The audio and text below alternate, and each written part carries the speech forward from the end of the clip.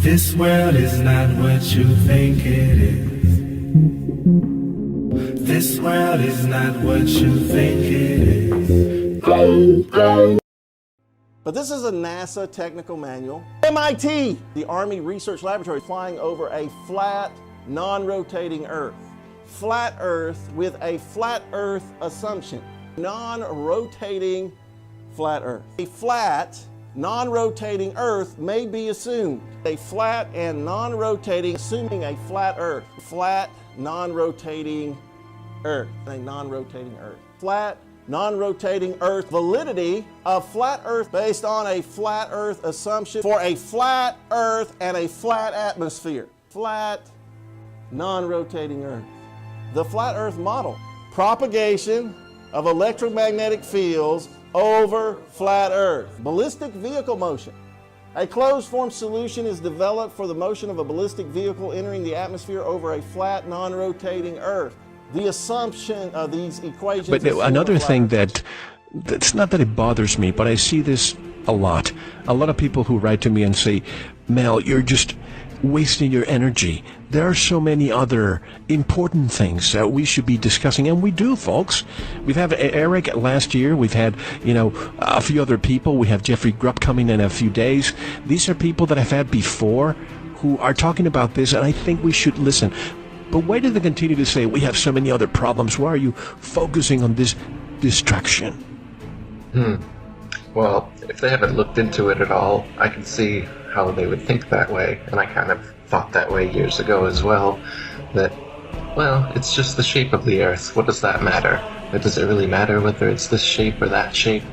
So if you think of it on that level, then sure, it seems insignificant, and it seems like it could be a waste of time, even if it was true. But if you think of it a little deeper than that, and you think of it as being the most fundamental lie, is where we are, what we're doing here, the earth beneath our feet, the lights in the sky above us, what they actually are. And if we've been lied about all of these, as well as the Big Bang and evolution and the way that we supposedly got here and the purpose we may or may not have in this nihilistic cosmology that they've presented with us, it becomes a big deal. And when you look at the potential for a truth like this, a truth that has been suppressed for 500 years now, the flat earth truth, if that gets out and it is shown that every government, every university, every pundit, every television station is lying knowingly and censoring this truth, what happens when it actually gets out? The kind of restructuring of society and the system that truthers are looking for, that people know we need, is what can happen and what will happen and what must happen if this truth gets out, because this is huge. It is the truth. I guarantee anyone who's never heard of this before, look into the flat earth. The earth is flat, just like it appears on the horizon. The earth is motionless, just as you feel motionless. Everything in the sky revolves around us, just as it appears if you look up and use your own eyes, your own senses. Everything that your senses tell you is what's happening. But you've been fed a false system. You've been shown CGI images with a ball earth with a horizon that curves. You've been shown more CGI images with a ball earth that spins. You've been shown planets that spin like billiard balls around each other in many different directions at many different speeds simultaneously. You've been shown all these things in CGI format. You've had Freemasons lie to you and tell you they've seen it for themselves, but you've never seen it for yourself. You've just been lied to and shown pictures, and you believe those. It's not science. Science, in fact, shows that the Earth is flat and motionless, and there are hundreds upon hundreds of proofs and experiments that have been repeated throughout history for hundreds of years, but you haven't been taught them in school because they don't want you to be taught that in school. They show you a spinning globe on your first day and tell you that gravity keeps water and buildings and people stuck to the bottom of that thing, and they repeat it until you believe it, your parents believe it, your grandparents believe it. 500 years ago, people were believing it. They even started trying to get people to believe it thousands of years ago, but it didn't pass until about Copernicus in 1500s when this really started to take shape. So the reason that some of the pseudo-truthers, so to speak, or just mainstream sheeple don't want this to get out and say that it's a distraction is because they don't know how far-reaching the implications of a truth this deep actually surfacing would be. It's like holding a balloon underwater. When you let go, that thing's just gonna rush to the surface, the water's gonna go flying, and that's what we need. It's exactly what we need. So, that's what I'm working towards doing. Hey man, you ever look into flat Earth? 200 Proofs Earth is Not a Spinning Ball by Eric Dubay. 1. The horizon always appears perfectly flat 360 degrees around the observer regardless of altitude. All amateur balloon, rocket, plane, and drone footage show a completely flat horizon over 20 plus miles high. Only NASA and other government space agencies show curvature in their fake CGI photos and videos. 2. The horizon always rises to the eye level of the observer as altitude is gained, so you never have to look down to see it. If Earth were in fact a globe, no matter how large, as you ascended, the horizon would stay fixed and the observer would have to tilt looking down further and further to see it. 3. The natural physics of water is to find and maintain its level. If Earth were a giant sphere tilted, wobbling, and hurtling through infinite space, then truly flat, consistently level surfaces would not exist here. But since Earth is in fact an extended flat plane, this fundamental physical property of fluids finding and remaining level is consistent with experience and common sense. 4. Rivers run down to sea level, finding the easiest course, north, south, east, west, and all other intermediary directions over the Earth at the same time. If Earth were truly a spinning ball, then many of these rivers would be impossibly flowing uphill.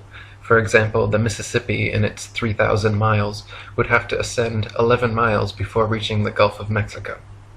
5. One portion of the Nile River flows for 1,000 miles with a fall of only 1 foot. Parts of the West African Congo, according to the supposed inclination and movement of the ball Earth, would be sometimes running uphill and sometimes down. This would also be the case for the Parana, Paraguay, and other long rivers. 6. If Earth were a ball 25,000 miles in circumference, as NASA and modern astronomy claim, spherical trigonometry dictates the surface of all standing water must curve downward an easily measurable 8 inches per mile, multiplied by the square of the distance. This means, along a 6-mile channel of standing water, the Earth would dip 6 feet on either end from the central peak. Every time such experiments have been conducted, however, standing water has proven to be perfectly level. 7. Surveyors, engineers, and architects are never required to factor the supposed curvature of the Earth into their projects. Canals, railways, bridges, and tunnels, for example, are always cut and laid horizontally, often over hundreds of miles without any allowance for curvature. 8.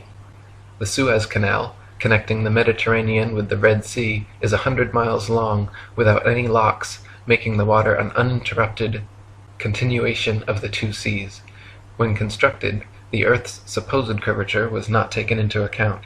It was dug along a horizontal datum line, 26 feet below sea level, passing through several lakes from one sea to the other, with the datum line and the water's surface running perfectly parallel over the 100 miles. 9. Engineer W. Winkler was published in the Earth Review regarding the Earth's supposed curvature, stating, "As an engineer of many years' standing, I saw that this absurd allowance is only permitted in school books. No engineer would dream of allowing anything of the kind. I have projected many miles of railways and many more of canals, and the allowance has not even been thought of, much less allowed for. This allowance for curvature means this, that it is 8 inches for the first mile of a canal and increasing at the ratio by the square of the distance in miles. Thus a small navigable canal for boats, say 30 miles long, will have, by the above rule, an allowance for curvature of 600 feet. Think of that, and then please credit engineers as not being quite such fools. Nothing of the sort is allowed. We no more think of allowing 600 feet for a line of 30 miles of railway or canal than of wasting our time trying to square the circle. 10. The London and North Western Railway forms a straight line 180 miles long between London and Liverpool. The railroad's highest point, midway at Birmingham Station, is only 240 feet above sea level. If the world were actually a globe, however, curving 8 inches per mile squared, the 180-mile stretch of rail would form an arc with the center point at Birmingham raised over a mile, a full 5,400 feet above London and Liverpool. 11. A surveyor and engineer of 30 years published in the Birmingham Weekly Mercury stated, "I am thoroughly acquainted with the theory and practice of civil engineering. However bigoted some of our professors may be in the theory of surveying, according to the prescribed rules, yet it is well known amongst us that such theoretical measurements are incapable of any practical illustration. All our locomotives are designed to run on what may be regarded as true levels or flats. There are, of course, partial inclines or gradients here and there, but they are always accurately defined and must be carefully traversed. But anything approaching to 8 inches in the mile, increasing as the square of the distance, could not be worked by any engine that was ever yet constructed. Taking one station with another, all over England and Scotland, it may be stated that all the platforms are on the same relative level. The distance between eastern and western coasts of England may be set down as 300 miles. If the prescribed curvature was indeed as represented, the central stations at Rugby or Warwick ought to be close upon 3 miles higher than a cord drawn from the two extremities. If such was the case, there is not a driver or stoker within the kingdom that would be found to take charge of the train. We can only laugh at those of your readers who seriously give us credit for such venturesome exploits as running trains round spherical curves. Horizontal curves on levels are dangerous enough. Vertical curves would be 1,000 times worse, and with our rolling stock constructed as at present, physically impossible. 12. The Manchester Ship Canal Company, published in the Earth Review, stated, "It is customary in railway and canal constructions for all levels to be referred to a datum which is nominally horizontal and is so shown on all sections. It is not the practice in laying out public works to make allowances for the curvature of the earth." 13. In a 19th century French experiment by M.M. and Arago, a powerful lamp with good reflectors was placed on the summit of Desierto las Palmas in Spain, and able to be seen all the way from Capri on the island of Ibiza. Since the elevation of the 2 points were identical and the distance between covered nearly 100 miles, if the earth were a ball 25,000 miles in circumference, the light should have been more than 6,600 feet, a mile and a quarter, below the line of sight. 14. The Lieutenant Colonel Portlock experiment used oxyhydrogen Drummond's lights and heliostats to reflect the sun's rays across stations set up across 108 miles of St. George's Channel. If the Earth were actually a ball 25,000 miles in circumference, Portlock's light should have remained hidden under a mile and a half of curvature. 15. If the Earth were truly a sphere 25,000 miles in circumference, airplane pilots would have to constantly correct their altitudes downwards so as to not fly straight off into outer space. A pilot wishing to simply maintain their altitude at a typical cruising speed of 500 miles per hour would have to constantly dip their nose downwards and descend 2,777 feet, over half a mile, every minute. Otherwise, without compensation, in 1 hour's time, the pilot would find themselves 31.5 miles higher than expected. G'day guys. How you going? Just a fellow PPL, Oh, yes. you know, but yeah. Casey, how are you, mate? Nice to meet you. Pleased to meet you guys. Yeah. Guys, I'm going to ask you a question. Yeah. I've been flying, Yeah. and I've come to the conclusion Yeah. there is no curvature. I never allow for curvature. There's no way there's curvature. We're round and flat, aren't we? Definitely. We are, aren't we? Flat as a Thank pancake, you, mate. sir. Flat as a pancake. We're so, and the outer ring is south, Yeah. and so north must be in the middle, correct? Possibly. That Yeah. would be the only way that a Yeah. magnetic compass works on a flat plane. You might be onto something there. Yeah, Might be but onto something. you're not having me on. We No, are. no, no, We're round and flat, Flat aren't as a we? pancake, mate. Yeah. There you go. Thank you, man. No worries. You made my day. Only the people at Jits don't know that. But, Yeah. yeah, well, There you you know, go. I tell a few people, especially some close mates, Yeah, even though I'm a pilot, Yeah. they laugh their heads off at me. That's Think I'm it. an absolute nut job. Ah. Nah. Hey, thanks, guys. No worries, mate. Cheers. Thank you. 16. The experiment known as Airy's failure proved that stars move relative to a stationary Earth and not the other way around. By first filling a telescope with water to slow down the speed of light inside, then calculating the tilt necessary to get the starlight directly down the tube, Airy failed to prove the heliocentric theory, since the starlight was already coming in the correct angle with no change necessary, and instead proved the geocentric model correct. 17. Olber's paradox states that if there were billions of stars, which are suns, the night sky would be filled completely with light.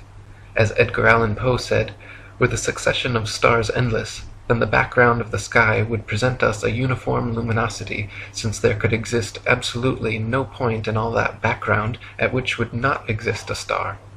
In fact, Olber's paradox is no more a paradox than George Airy's experiment was a failure. Both are actually excellent refutations of the heliocentric spinning ball Earth model. 18. The Michelson, Morley, and Sagnac experiments attempted to measure the change in speed of light due to Earth's assumed motion through space.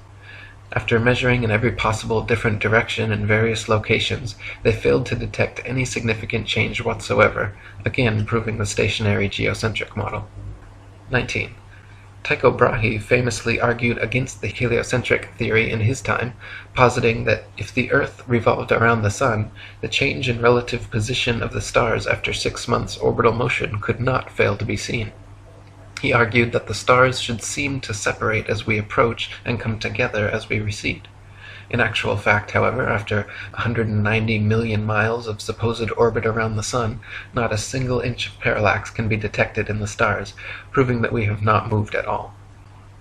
20. If Earth were truly constantly spinning eastwards at over 1,000 miles per hour, vertically fired cannonballs and other projectiles should fall significantly due west. In actual fact, however, when this has been tested, vertically fired cannonballs shoot upwards an average of 14 seconds ascending, 14 seconds descending, and fall back to the ground no more than 2 feet away from the cannon, often directly back into the muzzle. 21. If the Earth were truly constantly spinning eastward at over 1,000 miles per hour, helicopters and hot air balloons should be able to simply hover over the surface of the Earth and wait for their destinations to come to them. 22. If Earth were truly constantly spinning eastward at over 1,000 miles per hour, during the Red Bull stratosphere dive, Felix Baumgartner, spending 3 hours ascending over New Mexico, should have landed 2,500 miles west into the Pacific Ocean, but instead landed a few dozen miles east of the takeoff point. 23. Ball believers often claim gravity magically and inexplicably drags the entire lower atmosphere of the Earth in perfect synchronization up to some undetermined height, where this progressively faster spinning atmosphere gives way to the non-spinning, non-gravitized, non-atmosphere of infinite vacuum space. Such nonsensical theories are debunked, however, by rain, fireworks, birds, bugs, clouds, smoke, planes, and projectiles, all of which would behave very differently if both the ball Earth and its atmosphere were constantly spinning eastward at 1,000 miles per hour. In some volume, V, and over here is going to be vacuum of equal volume, and we're going to remove the barrier. You know what's going to happen spontaneously, right?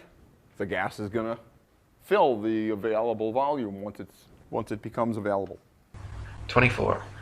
If Earth and its atmosphere were constantly spinning eastward over 1,000 miles per hour, then north-south facing cannons should establish a control, while east-firing cannonballs should fall significantly farther than all others, while west-firing cannonballs should fall significantly closer. In actual fact, however, regardless of which direction cannons are fired, the distance covered is always the same. 25.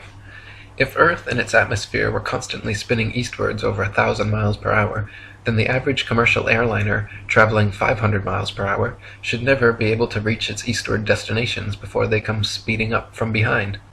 Likewise, westward destinations should be arrived at thrice the speed, but this is not the case. 26. Quoting Heaven and Earth by Gabrielle Henriette, "If flying had been invented at the time of Copernicus, there is no doubt that he would have soon realized that his contention regarding the rotation of the Earth was wrong, on account of the relation existing between the speed of an aircraft and that of the Earth's rotation. If the Earth rotates, as it is said, at 1,000 miles an hour, and a plane flies in the same direction at only 500 miles, it is obvious that its place of destination will be farther removed every minute. On the other hand, if flying took place in the opposite direction to that of the rotation, a distance of 1,500 miles would be covered in 1 hour instead of 500, since the speed of the rotation is to be added to that of the plane. It could also be pointed out that such a flying speed of 1,000 miles an hour, which is supposed to be that of the Earth's rotation, has recently been achieved, so that an aircraft flying at this rate in the same direction as that of the rotation could not cover any ground at all. It would remain suspended in mid-air over the spot from which it took off, since both speeds are equal. 27. If Earth and its atmosphere were constantly spinning eastwards over 1,000 miles per hour, landing airplanes on such fast-moving runways, which face all manner of directions, north, south, east, west, and otherwise, would be practically impossible. Yet, in reality, such fictional concerns are completely negligible. 28. If the Earth and its atmosphere were constantly spinning eastwards over 1,000 miles per hour, then clouds, wind, and weather patterns could not casually and unpredictably go every which way, with clouds often traveling in opposing directions at varying altitudes simultaneously. 29. If the Earth and its atmosphere were constantly spinning eastwards over 1,000 miles per hour, this should somewhere, somehow be seen, heard, felt, or measured by someone, yet no one in history has ever experienced this alleged eastward motion. Meanwhile, however, we can hear, feel, and experimentally measure even the slightest westward breeze. 30. In his book South Sea Voyages, Arctic and Antarctic explorer Sir James Clark Ross described his experience on the night of November 27, 1839, and his conclusion that the Earth must be motionless. The sky being very clear, it enabled us to observe the higher stratum of clouds to be moving in an exactly opposite direction to that of the wind, a circumstance which is frequently recorded in our meteorological journal, both in the northeast and southeast trades, and has also often been observed by former voyagers. Captain Basil Hall witnessed it from the summit of the Peak of Tenerife, and Count Strzelecki on ascending the volcanic mountain of Kyrenia in Owyhee, reached at 4,000 feet an elevation above that of the trade wind, and experienced the influence of an opposite current of air of a different hydrometric and thermometric condition. Count Strzelecki further informed me of the following seemingly anomalous circumstance, that at the height of 6,000 feet he found the current of air blowing at right angles to both the lower strata, also of a different thermometric condition, but warmer than the interstratum. Such a state of the atmosphere is compatible only with the fact which other evidence has demonstrated, that the Earth is at rest. 31. Quoting Zetetic Cosmogony, Thomas Winship states, "Let imagination picture to the mind what force air would have which was set in motion by a spherical body of 8,000 miles in diameter, which in 1 hour was spinning round 1,000 miles per hour, rushing through space at 65,000 miles per hour, and gyrating across the heavens. Then let conjecture endeavor to discover whether the inhabitants on such a globe could keep their hair on. If the earth globe rotates on its axis at the terrific rate of 1,000 miles per hour, such an immense mass would of necessity cause a tremendous rush of wind in the space it occupied. The wind would go all one way, and anything like clouds which got within the sphere of influence of the rotating sphere would have to go the same way. The fact that the earth is at rest is proved by kite flying." 32. If gravity is credited with being a force strong enough to hold the world's oceans, buildings, people, and atmosphere stuck to the surface of a rapidly spinning ball, then it is impossible for gravity to also simultaneously be weak enough to allow little birds, bugs, and planes to take off and travel freely, unabated in any direction. 33. If gravity is credited with being a force strong enough to curve the massive expanse of oceans around a globular earth, it would be impossible for fish and other creatures to swim through such forcefully held water. 34. Ship captains in navigating great distances at sea never need to factor the supposed curvature of the Earth into their calculations. Both plane sailing and great circle sailing, the most popular navigation methods, use plane, not spherical trigonometry, making all mathematical calculations on the assumption that the Earth is perfectly flat. If the Earth were in fact a sphere, such an errant assumption would lead to constantly glaring inaccuracies. Plane sailing has worked perfectly fine in both theory and practice for thousands of years, however, and plane trigonometry has time and again proven more accurate than spherical trigonometry in determining distances across the oceans. 35. If the Earth were truly a globe, then every line of latitude south of the equator would have to measure a gradually smaller and smaller circumference the farther south traveled. If, however, the Earth is an extended plane, then every line of latitude south of the equator should measure a gradually larger and larger circumference the farther south traveled.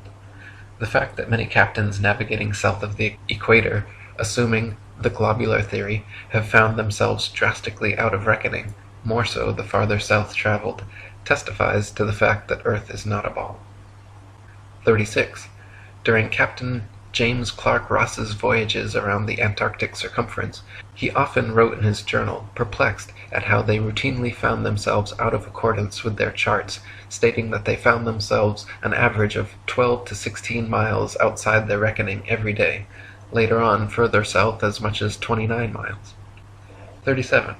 Lieutenant Charles Wilkes commanded a United States Navy exploration expedition to the Antarctic from 1838 to 1842, and in his journals also mentioned being consistently east of his reckoning, sometimes over 20 miles in less than 18 hours. 38. To quote Reverend Thomas Milner, in the southern hemisphere, navigators to India have often fancied themselves east of the Cape when still west, and have been driven ashore on the African coast, which, according to their reckoning, lay behind them. This misfortune happened to a fine frigate, the Challenger, in 1845. How came Her Majesty's ship Conqueror to be lost?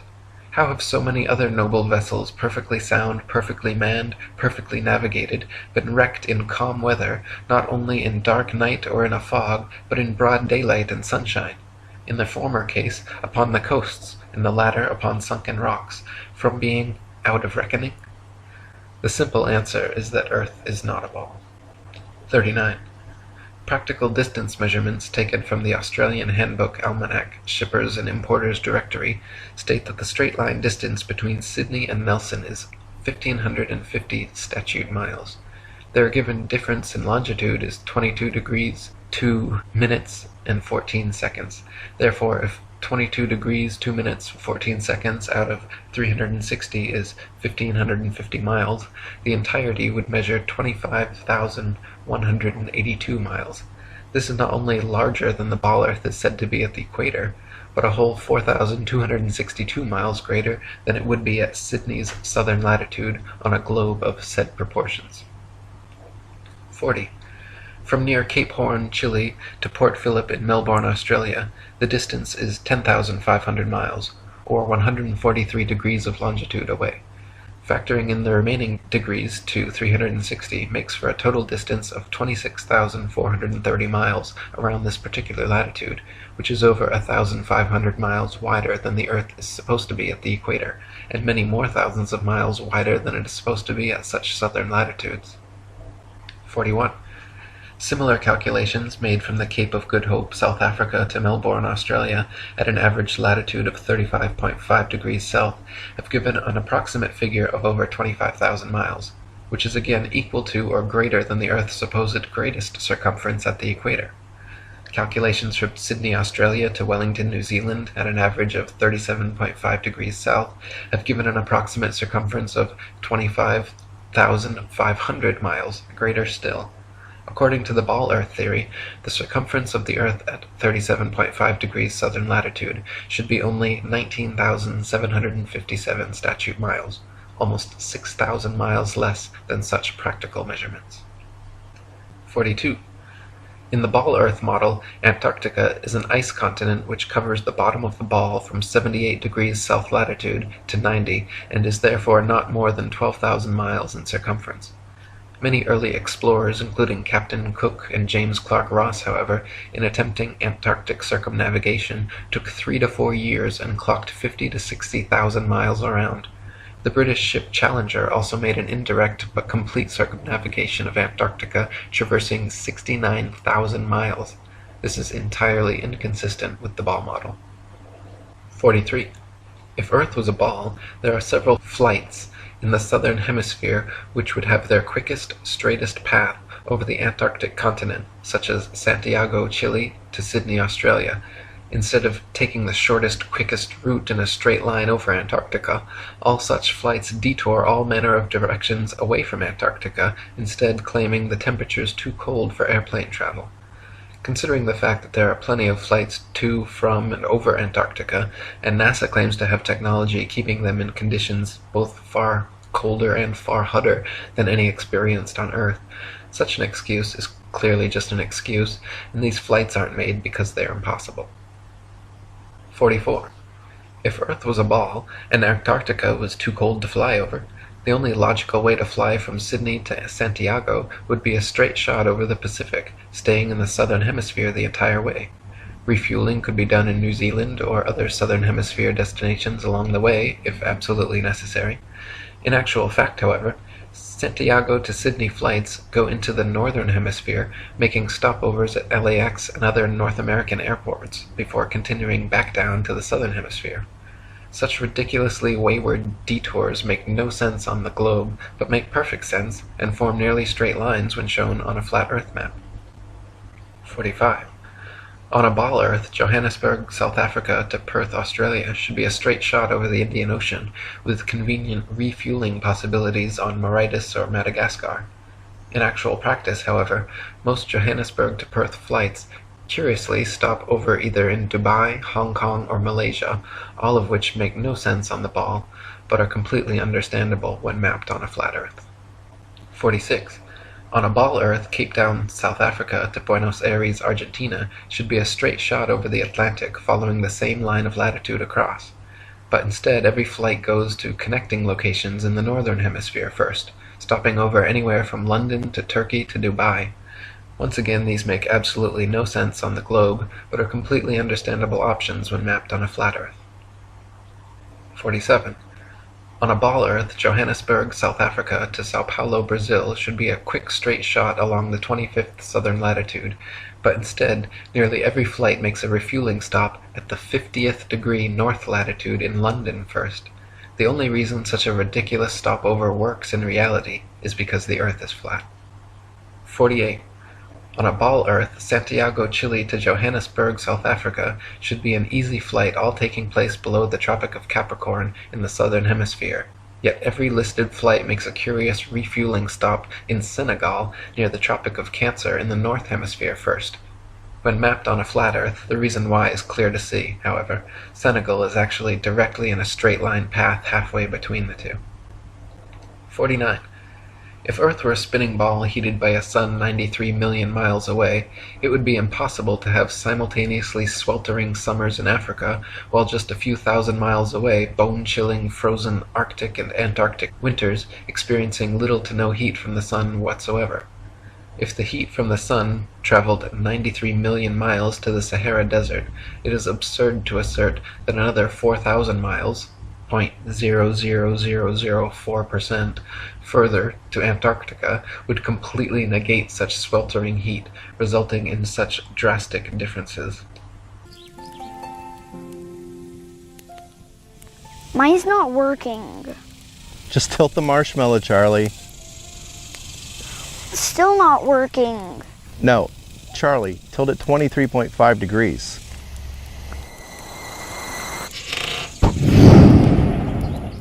Oh yeah. There we go.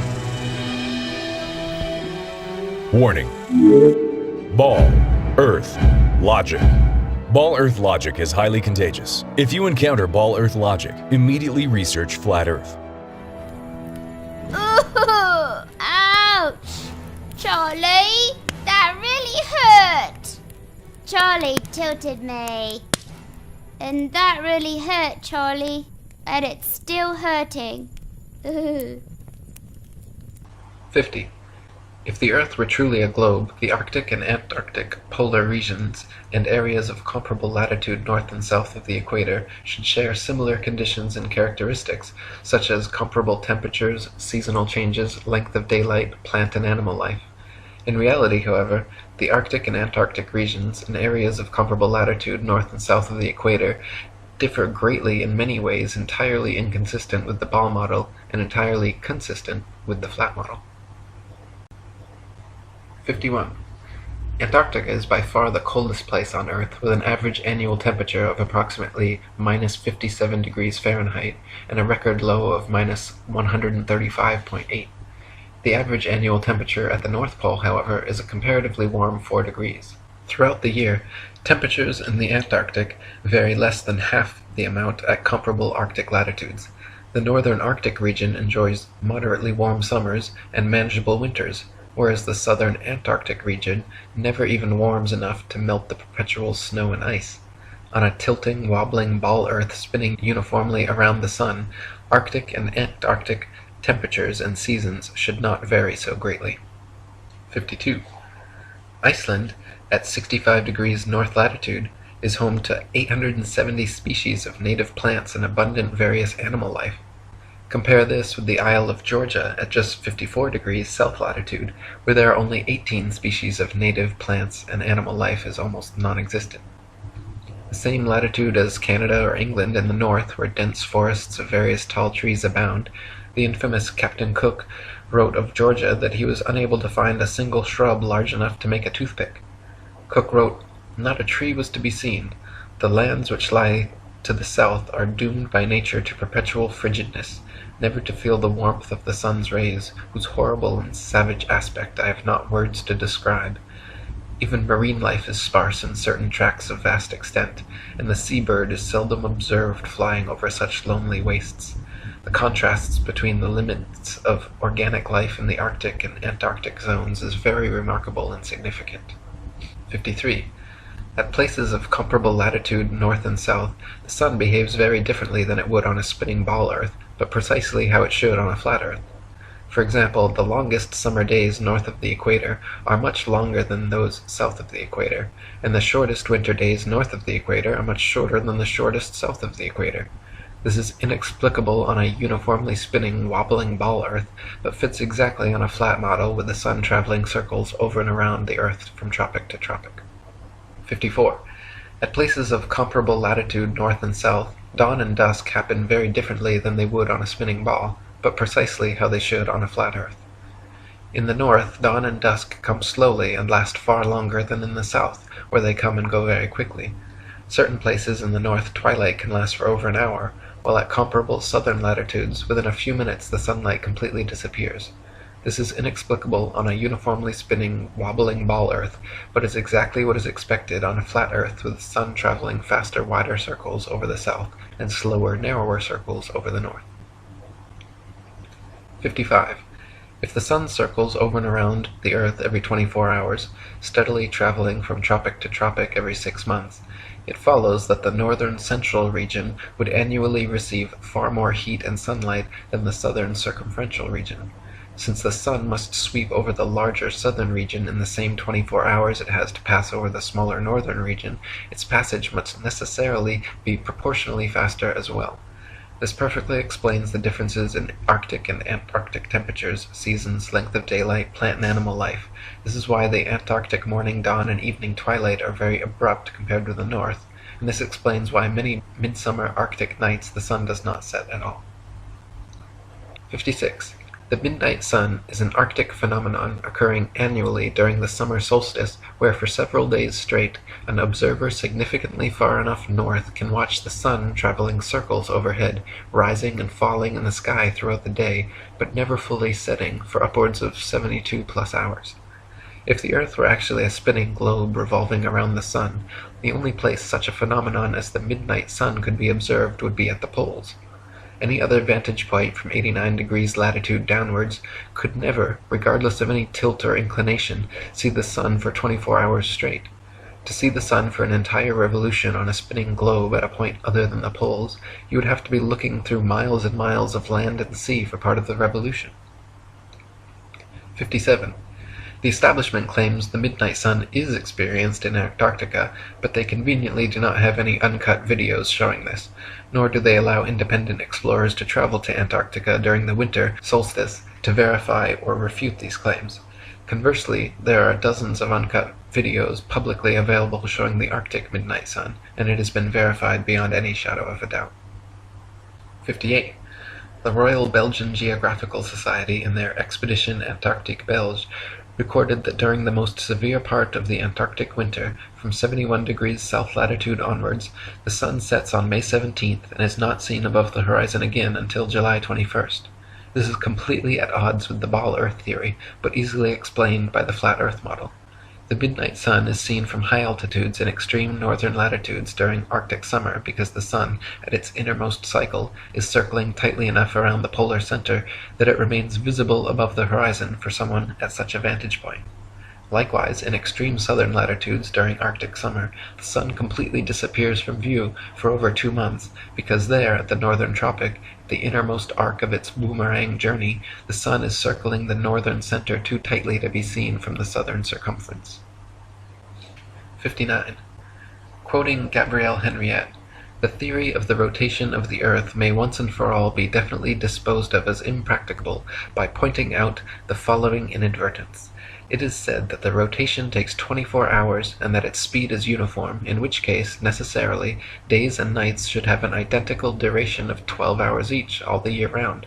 The sun should invariably rise in the morning and set in the evening at the same hours, with the result that it would be the equinox every day from the 1st of January to the 31st of December. One should stop and reflect on this before saying that the Earth has a movement of rotation.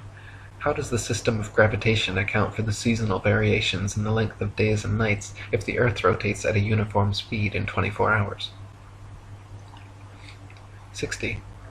Anyone can prove the sea horizon perfectly straight and the Earth perfectly flat using nothing more than a level, tripods, and a wooden plank.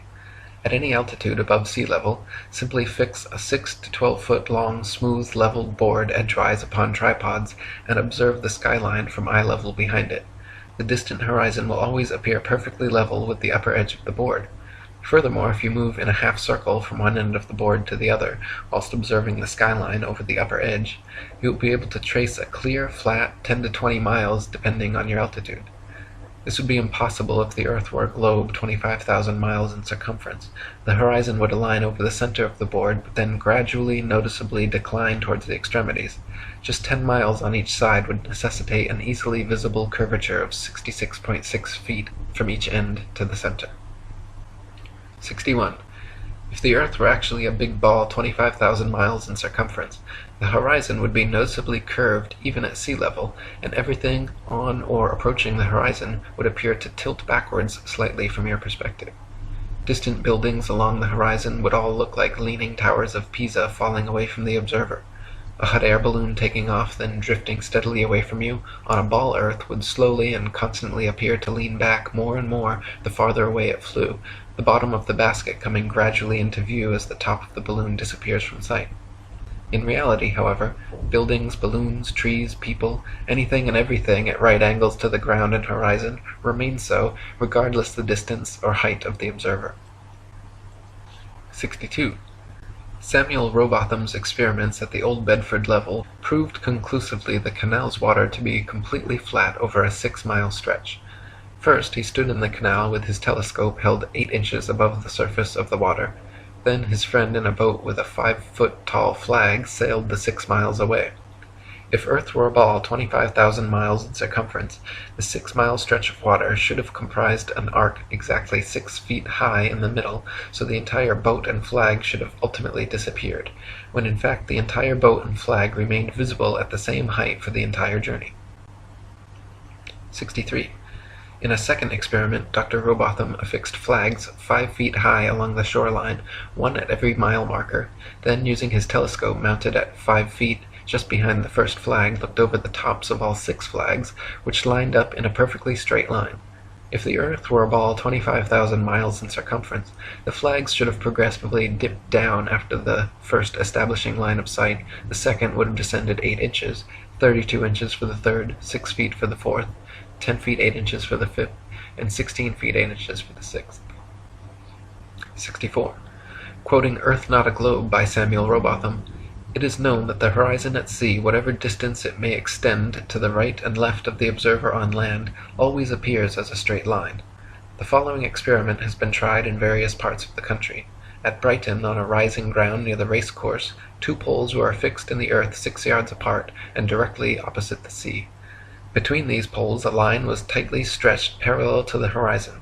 From the center of the line the view embraced not less than 20 miles on each side, making a distance of 40 miles. A vessel was observed sailing directly westwards. The line cut the rigging a little above the bulwarks, which it did for several hours, or until the vessel had sailed the whole distance of 40 miles.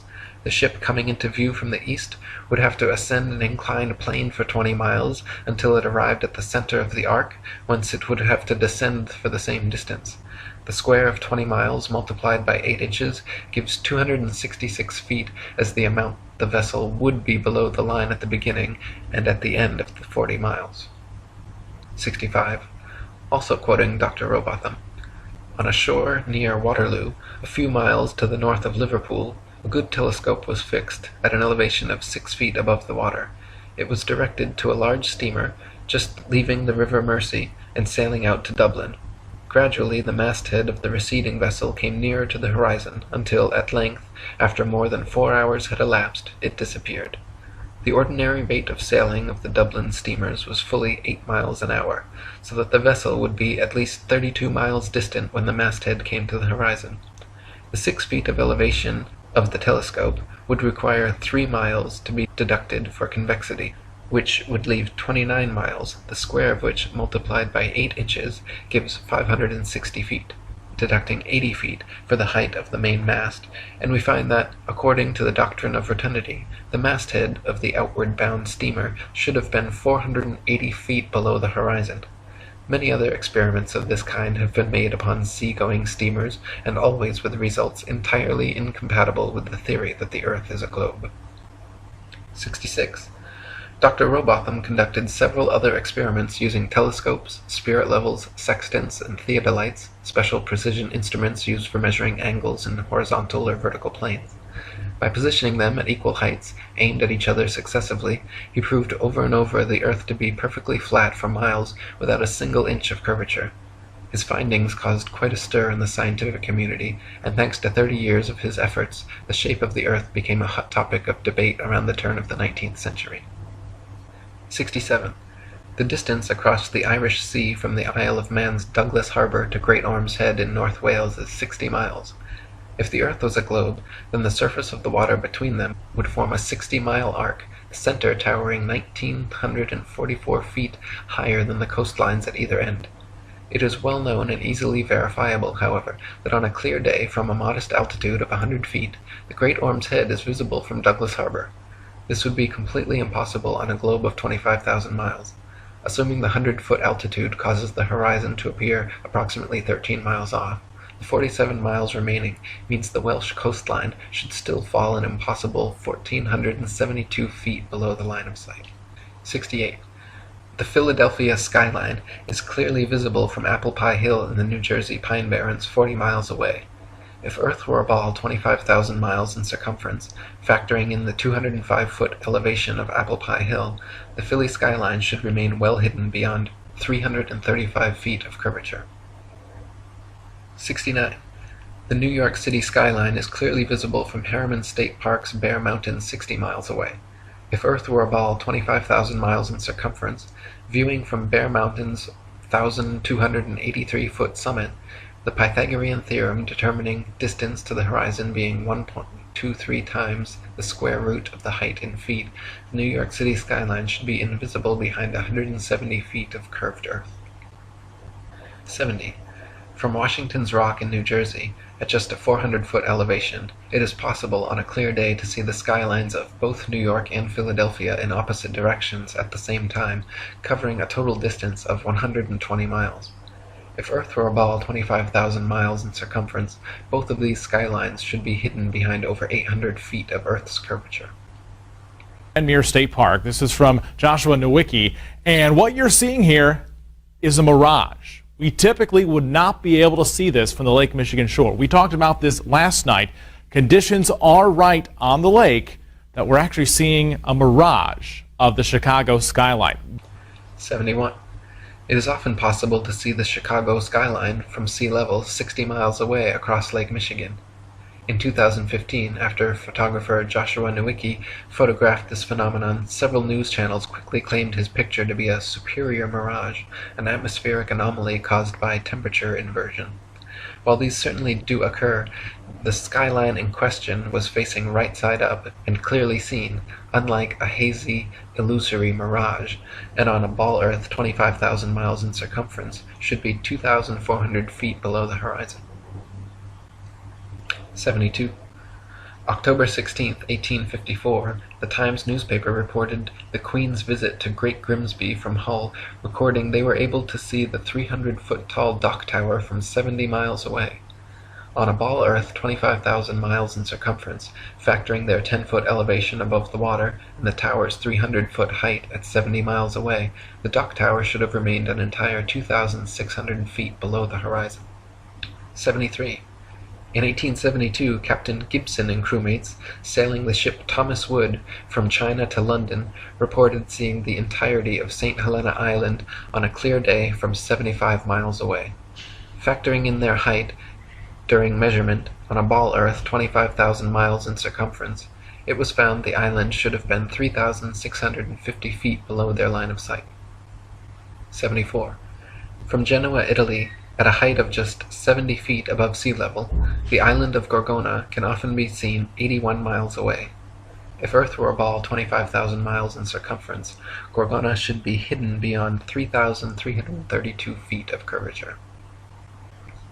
75. From Genoa, Italy, at a height of just 70 feet above sea level, the island of Corsica can often be seen 99 miles away.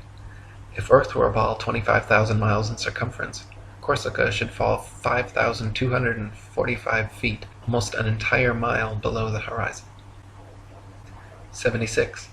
From Genoa, Italy, 70 feet above sea level, the island of Caprea, 102 miles away, can often be seen as well. If Earth were a ball 25,000 miles in circumference, Caprea should always remain hidden behind 5,605 feet, over a mile of supposed curvature. 77. Also from Genoa, on bright clear days, the island of Elba can be seen an incredible 125 miles away. If Earth were a ball 25,000 miles in circumference, Elba should be forever invisible behind 8,770 feet of curvature. 78. From Anchorage, Alaska, at an elevation of 102 feet, on clear days, Mount Foraker can be seen with the naked eye 120 miles away. If Earth were a ball 25,000 miles in circumference, Mount Foraker's 17,400-foot summit should be leaning back away from the observer, covered by 7,719 feet of curved earth.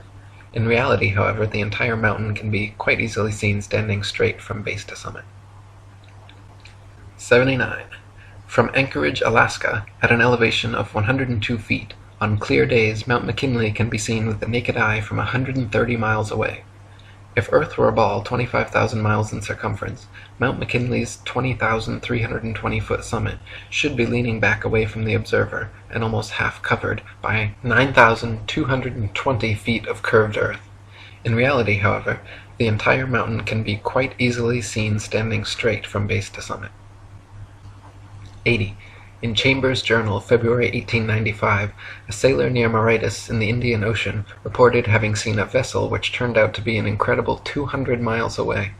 The incident caused much heated debate in nautical circles at the time, gaining further confirmation in Aden, Yemen, where another witness reported seeing a missing Bombay steamer from 200 miles away. He correctly stated the precise appearance, location, and direction of the steamer, all later corroborated and confirmed correct by those on board. Such sightings are absolutely inexplicable if the Earth were actually a ball 25,000 miles around, as ships 200 miles distant would have to fall approximately 5 miles below line of sight. 81.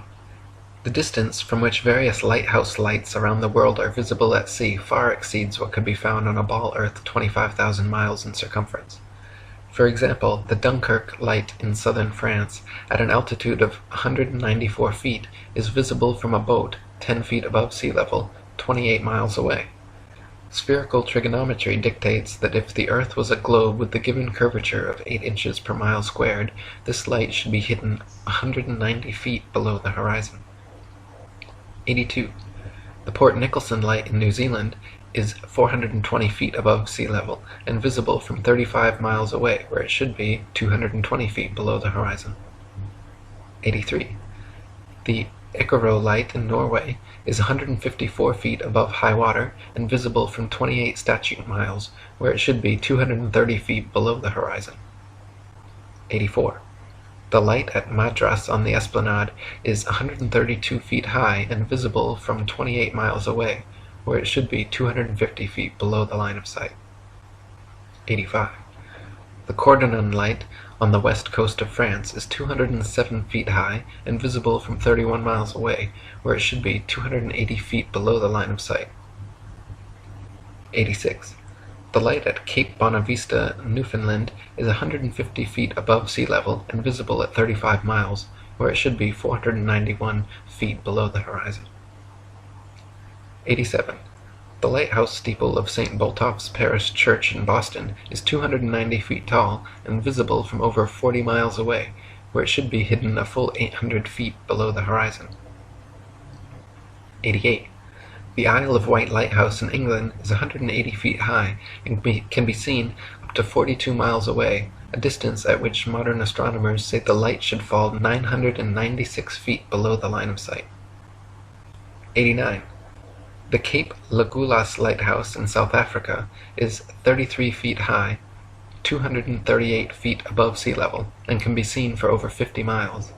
If the world were a globe, this light would fall 1,400 feet below an observer's line of sight. 90. The Statue of Liberty in New York stands 326 feet above sea level, and on a clear day can be seen as far as 60 miles away. If the Earth were a globe, that would put Lady Liberty at an impossible 2,074 feet below the horizon. 91. The lighthouse at Port Said, Egypt, at an elevation of only 60 feet, has been seen an astonishing 58 miles away, where, according to modern astronomy, it should be 2,182 feet below the line of sight. 92. The Notre Dame Antwerp spire stands 403 feet high from the foot of the tower, with Strasbourg measuring 468 feet above sea level. With the aid of a telescope, ships can be distinguished on the horizon, and captains declare they can see the cathedral spire from an amazing 150 miles away.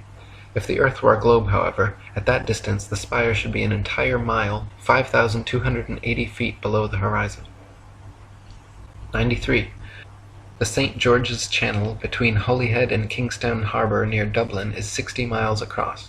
When halfway across, a ferry passenger will notice behind them the light on Holyhead Pier, as well as in front of them the Poolbeg light in Dublin Bay. The Holyhead Pier light is 44 feet high, while the Poolbeg lighthouse 68 feet.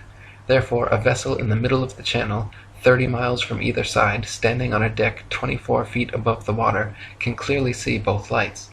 On a ball Earth 25,000 miles in circumference, however, both lights should be hidden well below both horizons by over 300 feet. 94. From the highland near Portsmouth Harbour in Hampshire, England, looking across Spithead to the Isle of Wight, the entire base of the island, where water and land come together, composes a perfectly straight line 22 statute miles long. According to the ball Earth theory, the Isle of Wight should decline 80 feet from the center on each side to account for the necessary curvature. The crosshairs of a good theodolite directed there, however, have repeatedly shown the land and water line to be perfectly level. 95. On a clear day from the High Head near Douglas Harbour on the Isle of Man, the whole length of the coast of North Wales is often plainly visible to the naked eye. From the Point of Ayr at the mouth of the River Dee to Holyhead comprises a 50-mile stretch which has also been repeatedly found to be perfectly horizontal. If the Earth actually had curvature of 8 inches per mile squared, as NASA and modern astronomy claim, the 50-mile length of Welsh coast seen along the horizon in Liverpool Bay would have to decline from the center point an easily detectable 416 feet on each side. 96. from 100 Proofs the Earth is Not a Globe by William Carpenter. If we take a journey down Chesapeake Bay by night, we shall see the light exhibited at Sharp's Island for an hour before the steamer gets to it. We may take up a position on deck so that the rail of the vessel's side will be in a line with the light and in the line of sight, and we shall find that in the whole journey the light won't vary in the slightest degree in its apparent elevation. But say that a distance of 13 miles has been traversed, the astronomer's theory of curvature demands a difference, one way or the other, in the apparent elevation of the light of 112 feet 8 inches. Since, however, there is not a difference of 100 hair's breadths, we have a plain proof that the water of the Chesapeake Bay is not curved, which is a proof that the Earth is not a globe. 97. NASA and modern astronomy say the Earth is a giant ball tilted back, wobbling and spinning 1,000 miles per hour around its central axis, traveling 67,000 miles per hour circles around the Sun, spiraling 500,000 miles per hour around the Milky Way, while the entire galaxy rockets a ridiculous 670 million miles through the universe, with all of these motions originating from an alleged Big Bang cosmogenic explosion 14 billion years ago. That's a grand total of 67,568,000 miles per hour in several different directions we're all supposedly speeding along at simultaneously, yet no one has ever seen, felt, heard, measured, or proven a single one of these motions to exist whatsoever. 98. NASA and modern astronomy say Polaris, the North Pole star, is somewhere between 323 and 434 light-years, or about 2 quadrillion miles, away from us. Firstly, note that is between 1,938,000,000,000,000 to 2,604,000,000,000,000 miles, making a difference of over 600 trillion miles. If modern astronomy cannot even agree on the distance to stars within hundreds of trillions of miles, perhaps their science is flawed and their theory needs re-examining. However, even granting them their obscurely distant stars, it is impossible for heliocentrists to explain how Polaris manages to always remain perfectly aligned straight above the North Pole throughout Earth's various alleged tilting, wobbling, rotating, and revolving motions. 99. Viewed from a ball Earth, Polaris, situated directly over the North Pole, should not be visible anywhere in the southern hemisphere. For Polaris to be seen from the southern hemisphere of a globular Earth, the observer would have to be somehow looking through the globe, and miles of land and sea would have to be transparent. Polaris can be seen, however, up to over 20 degrees south latitude. 100. If Earth were a ball, the Southern Cross and other southern constellations would all be visible at the same time from every longitude on the same latitude, as is the case in the north with Polaris and its surrounding constellations. Ursa Major and Minor and many others can be seen from every northern meridian simultaneously, whereas in the south, constellations like the Southern Cross cannot. This proves that the southern hemisphere is not turned under as in the ball model, but simply stretching further outwards away from the northern center point as in the flat Earth model. 101.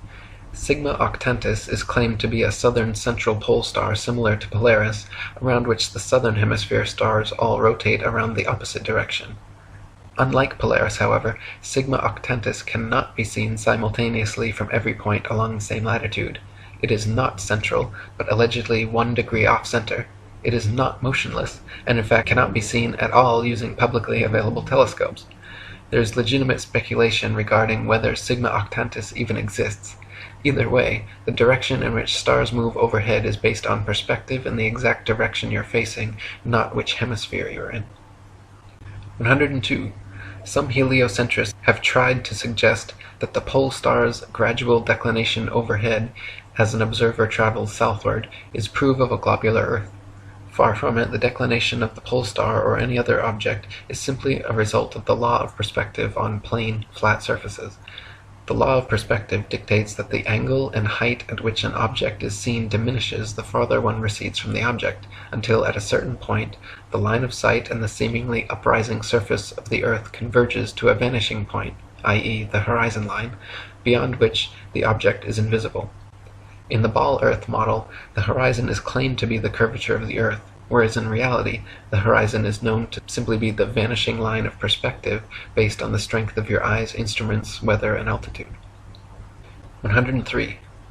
There are several constellations which can be seen from far greater distances over the face of the Earth than should be possible if the world were a rotating, revolving, wobbling ball. For instance, Ursa Major, very close to Polaris, can be seen from 90 degrees north latitude, the North Pole, all the way down to 30 degrees south latitude. For this to be possible on a ball Earth, the southern observers would have to be seeing through hundreds or thousands of miles of bulging Earth to the northern sky. 104. The constellation Vulpecula can be seen from 90 degrees north latitude all the way to 55 degrees south latitude. Taurus, Pisces, and Leo can be seen from 90 degrees north all the way to 65 degrees south. An observer on a ball Earth, regardless of any tilt or inclination, should not logically be able to see this far. 105. Aquarius and Libra can be seen from 65 degrees north to 90 degrees south. The constellation Virgo is visible from 80 degrees north down to 80 degrees south, and Orion can be seen from 85 degrees north all the way to 75 degrees south latitude. These are all only possible because the hemispheres are not spheres at all, but concentric circles of latitude extending outwards from the central North Pole, with the stars rotating over and around. 106. The so-called South Pole is simply an arbitrary point along the Antarctic ice, marked with a red and white barbershop pole topped with a metal ball Earth. The ceremonial South Pole is admittedly and provably not the actual South Pole, however, because the actual South Pole could be demonstrably confirmed with the aid of a compass showing north to be 360 degrees around the observer. Since this feat has never been achieved, the model remains pure theory, along with the establishment's excuse that the geomagnetic poles supposedly constantly move around, making verifications of their claims impossible. 107. Ring magnets, of the kind found in loudspeakers, have a central North Pole with the opposite South Pole actually being all points along the outer circumference. This perfectly demonstrates the magnetism of our flat Earth, whereas the alleged source of magnetism in the ball Earth model is emitted from a hypothetical molten magnetic core in the center of the ball, which they claim conveniently causes both poles to constantly move, thus evading independent verification at their two ceremonial poles. In reality, the deepest drilling operation in history, the Russian Kola Ultradeep, managed to get only 8 miles down. So the entire ball Earth model taught in schools, showing a crust, outer mantle, outer core, and inner core layers, are all purely speculation, as we have never penetrated through beyond the crust. 108. The mariner's compass is an impossible and nonsensical instrument for use on a ball Earth. It simultaneously points north and south over a flat surface, yet claims to be pinpointing two constantly moving geomagnetic poles at opposite ends of a spinning sphere originating from a hypothetical molten metal core. If compass needles were actually drawn to the north pole of a globe, the opposing south needle would actually be pointing up and off into outer space. 109. There are no fixed east or west points, just as there is no fixed south. The north central pole is the only proven fixed point on our flat Earth, with south being all straight lines outwards from the pole, east and west being concentric circles at constant right angles 90 degrees from the pole. A westerly circumnavigation of Earth is thus going around with Polaris continually on your right, while an easterly circumnavigation is going around with Polaris always at your left. 110. Magellan and others' east-west circumnavigations of Earth are often quoted as proof of the ball model. In actual fact, however, sailing or flying at right angles to the North Pole and eventually returning to one's original location is no more difficult or mysterious than doing so on a globe. Just as an architect's compass can place its center point on a flat piece of paper and trace a circle either way around the pole, so can a ship or plane circumnavigate a flat Earth. 111. Since the North Pole and Antarctica are covered in ice and guarded no-fly zones, no ships or planes have ever been known to circumnavigate the Earth in north-south directions. The only kind of circumnavigation which could not happen on a flat Earth is north and southbound, which is likely the very reason for the heavily enforced flight restrictions. The fact that there is yet to be a single verified north-to-south circumnavigation of Earth serves as standing proof the world is not a ball. 112. The sun brings noon to every time zone as it passes directly overhead every 15-degree demarcation point, 24 times per day, in its circular path over and around the Earth. If time zones were instead caused by the uniform spinning of the ball Earth around the sun, every 6 months, as Earth found itself on the opposite side of the sun, Clocks all over Earth would have to flip 12 hours. Day would be night, and night would be day. 113.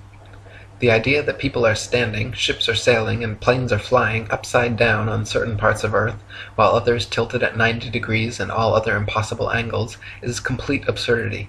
The idea that a man digging a hole straight down could eventually reach sky on the other side is ludicrous. Common sense tells every free-thinking person correctly that there truly is an up and down in nature, unlike the everything is relative rhetoric of the Newtonian Einsteinian paradigm. 114.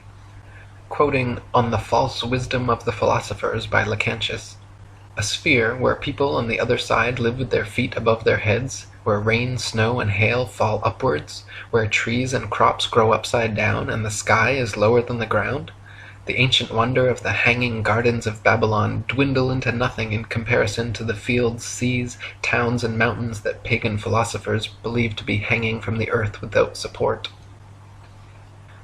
115.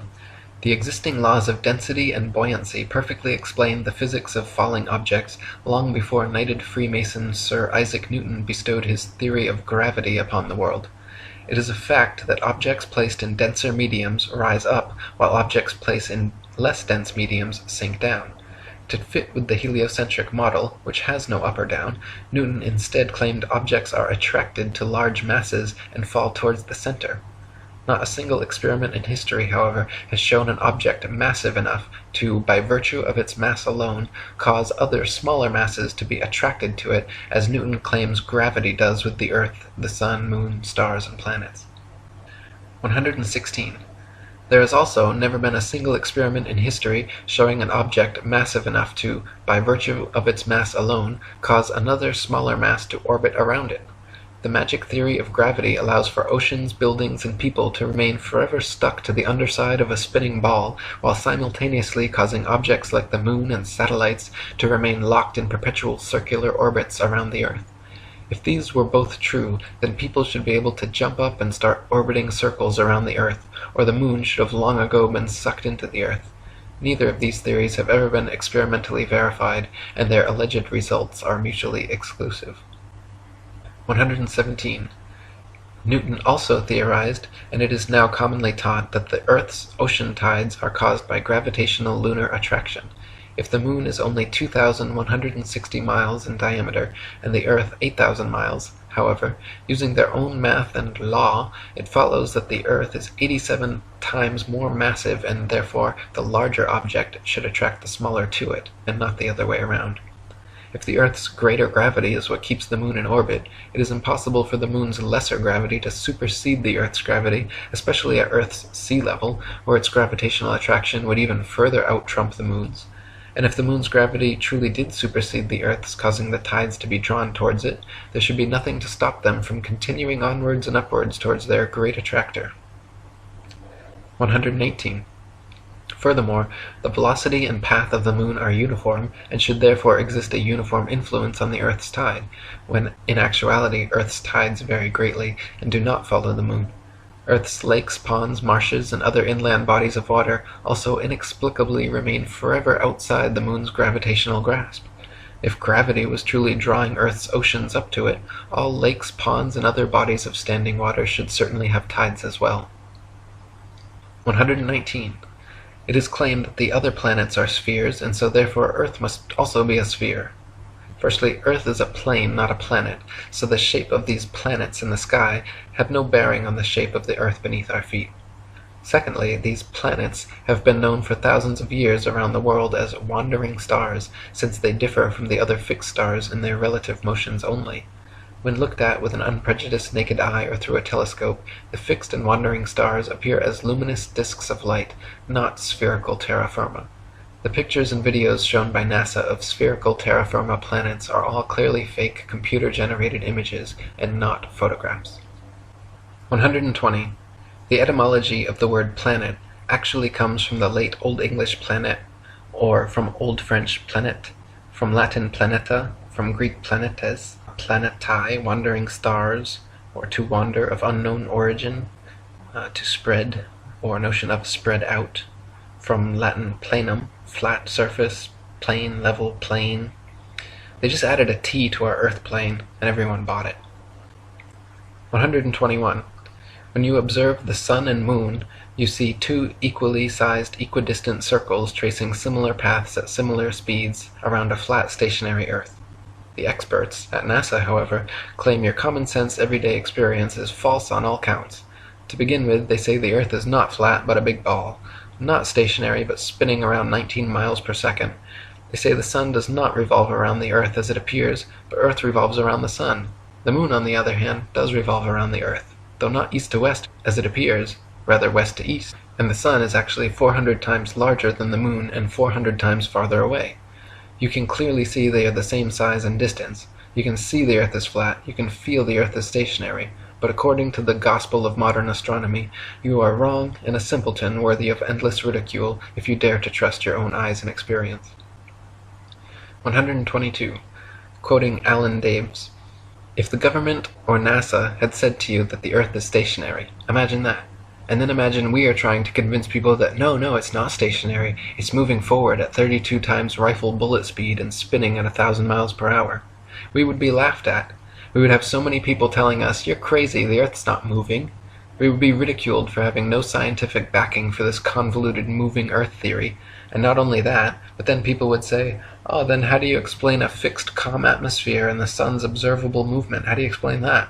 Imagine saying to people, no, the atmosphere is moving also, but is somehow magically velcroed to the moving Earth. The reason is not simply because the Earth is stationary. So what we are actually doing is what makes sense. We are saying that the moving Earth theory is nonsense. The stationary Earth theory makes sense, and we are being ridiculed. You've got to picture it being the other way around to realize just how ridiculous the situation is.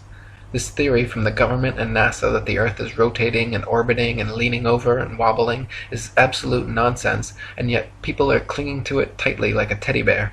They just can't bring themselves to face the possibility that the Earth is stationary, though all evidence shows it. We feel no movement, the atmosphere hasn't been blown away, we see the sun move from east to west. Everything can be explained by a motionless Earth without bringing in all these assumptions to cover up previous assumptions gone bad. 123. Heliocentrists' astronomical figures always sound perfectly precise, but they have historically been notorious for regularly and drastically changing them to suit their various models. For instance, in his time, Copernicus calculated the sun's distance from Earth to be 3,391,200 miles. The next century, Johannes Kepler decided it was actually 12,376,800 miles away. Isaac Newton once said, "It matters not whether we reckon it 28 or 54 million miles distant, for either would do just as well."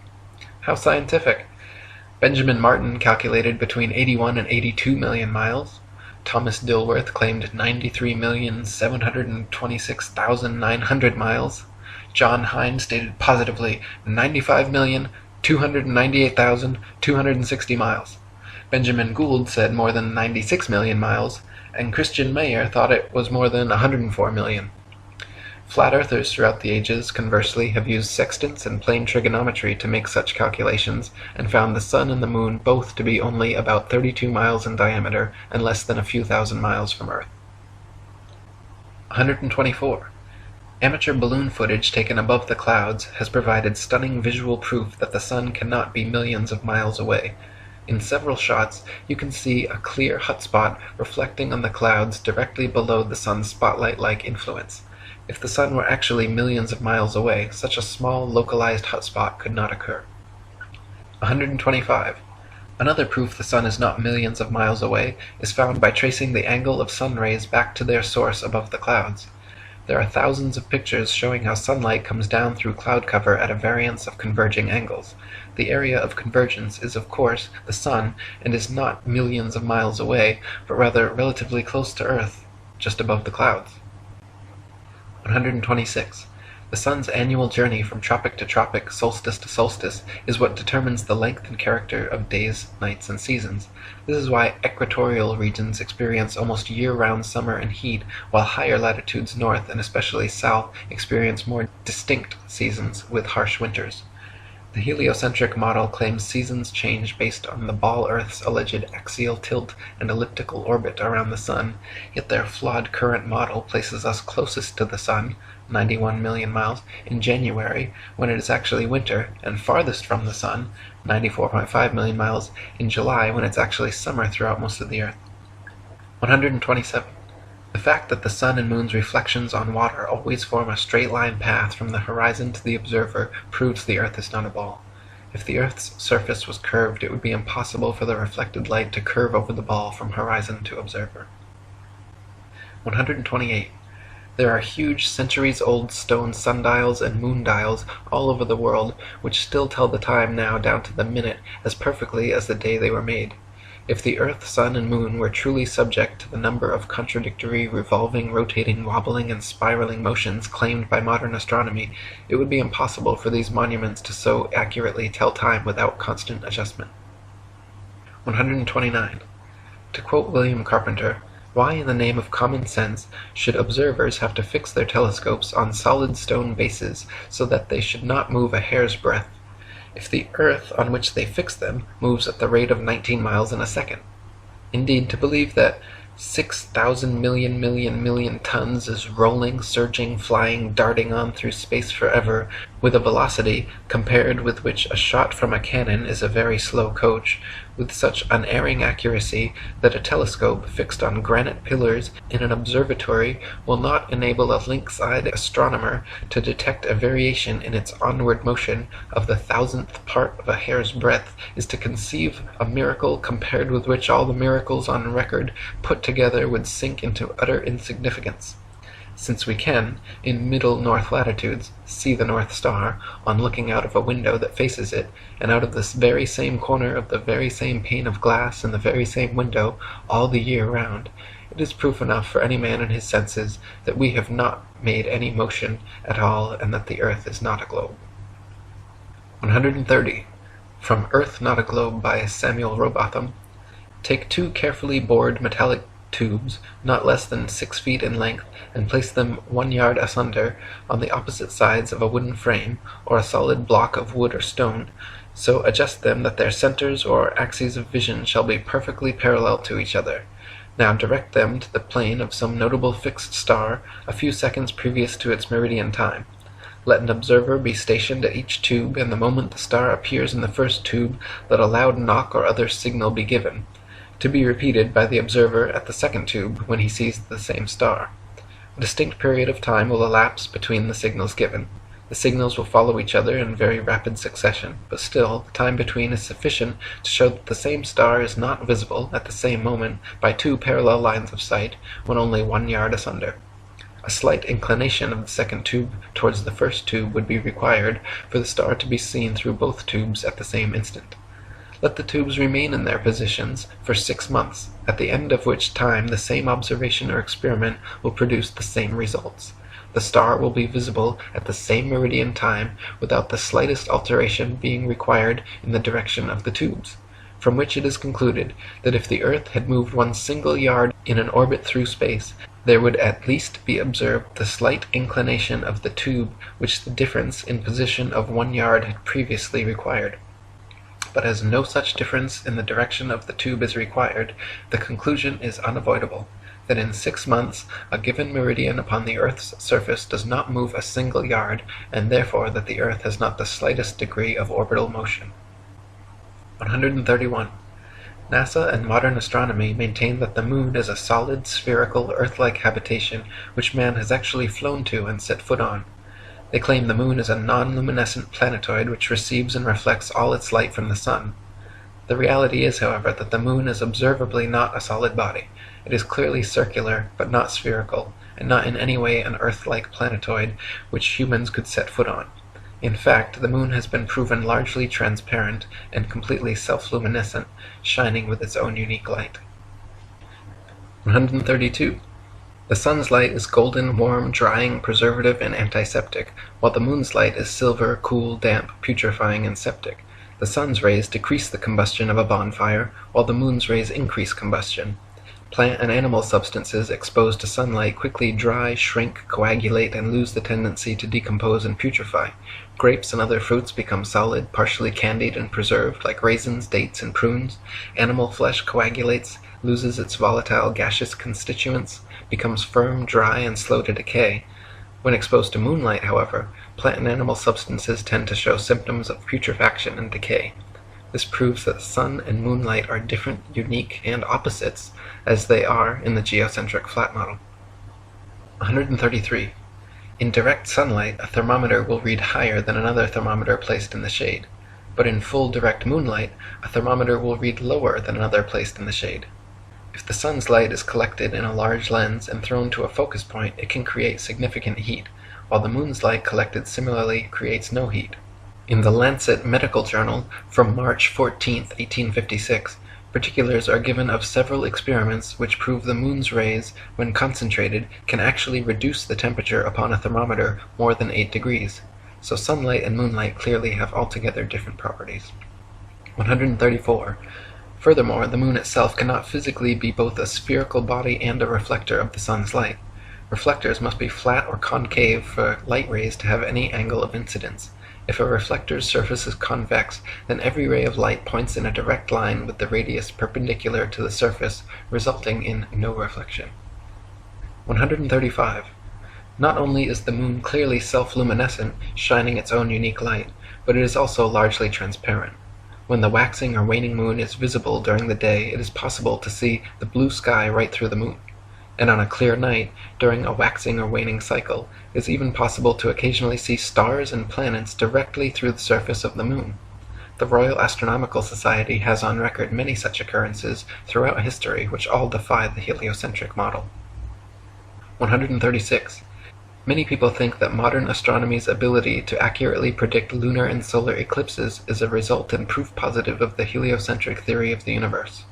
The fact of the matter, however, is that eclipses have been accurately predicted by cultures worldwide for thousands of years before the heliocentric ball Earth was even a glimmer in Copernicus's imagination.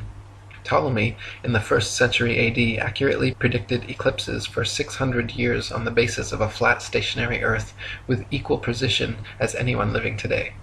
All the way back in 600 BC, Thales accurately predicted an eclipse which ended the war between the Medes and the Lydians. Eclipses happen regularly with precision in 18-year cycles, so regardless of geocentric or heliocentric, flat or globe Earth cosmologies, eclipses can be accurately calculated independent of such factors. 137. Another assumption and supposed proof of the Earth's shape, heliocentrists claim that lunar eclipses are caused by the shadow of the ball Earth occulting the moon. They claim the Sun, Earth, and Moon spheres perfectly align like 3 billiard balls in a row, so that the Sun's light casts the Earth's shadow onto the Moon. Unfortunately for heliocentrists, this explanation is rendered completely invalid due to the fact that lunar eclipses have happened and continue to happen regularly when both the Sun and Moon are still visible together above the horizon. For the Sun's light to be casting Earth's shadow onto the Moon, the three bodies must be aligned in a straight 180-degree syzygy, but as early as the time of Pliny, there are records of lunar eclipses happening while both the Sun and Moon are visible in the sky. Therefore, the eclipser of the Moon cannot be the Earth or Earth's shadow, and some other explanation must be sought. 138. Another favorite proof of ball earthers is the appearance from an observer on shore of ships' hulls being obfuscated by the water and disappearing from view when sailing away towards the horizon. Their claim is that ships' hulls disappear before their mastheads because the ship is beginning its declination around the convex curvature of the ball earth. Once again, however, their hasty conclusion is drawn from a faulty premise, namely that only on a ball earth could this phenomenon occur. The fact of the matter is that the law of perspective on plane surfaces dictates and necessitates the exact same occurrence. For example, a girl wearing a dress walking away towards the horizon will appear to sink into the earth the farther away she walks. Her feet will disappear from view first, and the distance between the ground and the bottom of her dress will gradually diminish until, after a half a mile, it seems like her dress is touching the ground as she walks on invisible legs. Such is the case on plane surfaces. The lowest parts of objects receding from a given point of observation necessarily disappear before the highest. 139. Not only is the disappearance of ships' hulls explained by the law of perspective on flat surfaces, it is proven undeniably true with the aid of a good telescope. If you watch a ship sailing away into the horizon with the naked eye until its hull has completely disappeared from view under the supposed curvature of the Earth, then look through a telescope, you will notice the entire ship quickly zooms back into view, hull and all, proving that the disappearance was caused by the law of perspective, not by a wall of curved water. This also proves that the horizon is simply the vanishing line of perspective from your point of view, not the alleged curvature of the Earth. 140. Foucault's pendulums are often quoted as proof of a rotating Earth, but upon closer investigation prove the opposite. To begin with, Foucault's pendulums do not uniformly swing in any one direction. Sometimes they rotate clockwise and sometimes counterclockwise. Sometimes they fail to rotate, and sometimes they rotate far too much. The behavior of the pendulum actually depends on 1. The initial force beginning its swing, and 2. The ball and socket joint, which most readily facilitates circular motion over any other. The supposed rotation of the Earth is completely inconsequential and irrelevant to the pendulum's swing. If the alleged constant rotation of the Earth affected pendulums in any way, then there should be no need to manually start pendulums in motion. If the Earth's diurnal rotation caused the 360-degree uniform diurnal rotation of pendulums, then there should not exist a stationary pendulum anywhere on Earth. 141. The Coriolis effect is often said to cause sinks in toilet bowls in the northern hemisphere to drain spinning in one direction, while in the southern hemisphere causing them to spin the opposite way, thus providing proof of the spinning ball Earth. Once again, however, just like Foucault's pendulums spinning either which way, sinks and toilets in the northern and southern hemispheres do not consistently spin in any one direction. Sinks and toilets in the very same household are often found to spin opposite directions, depending entirely upon the shape of the basin and the angle of the water's entry, not the supposed rotation of the Earth. 142. People claim that if the Earth were flat, they should be able to use a telescope and see clear across the oceans. This is absurd, however, as the air is full of precipitation, especially over the oceans, and especially at the lowest, densest layer of atmosphere, is not transparent. Picture the blurry haze over roads on hot, humid days. Even the best telescope will blur out long before you could see across an ocean.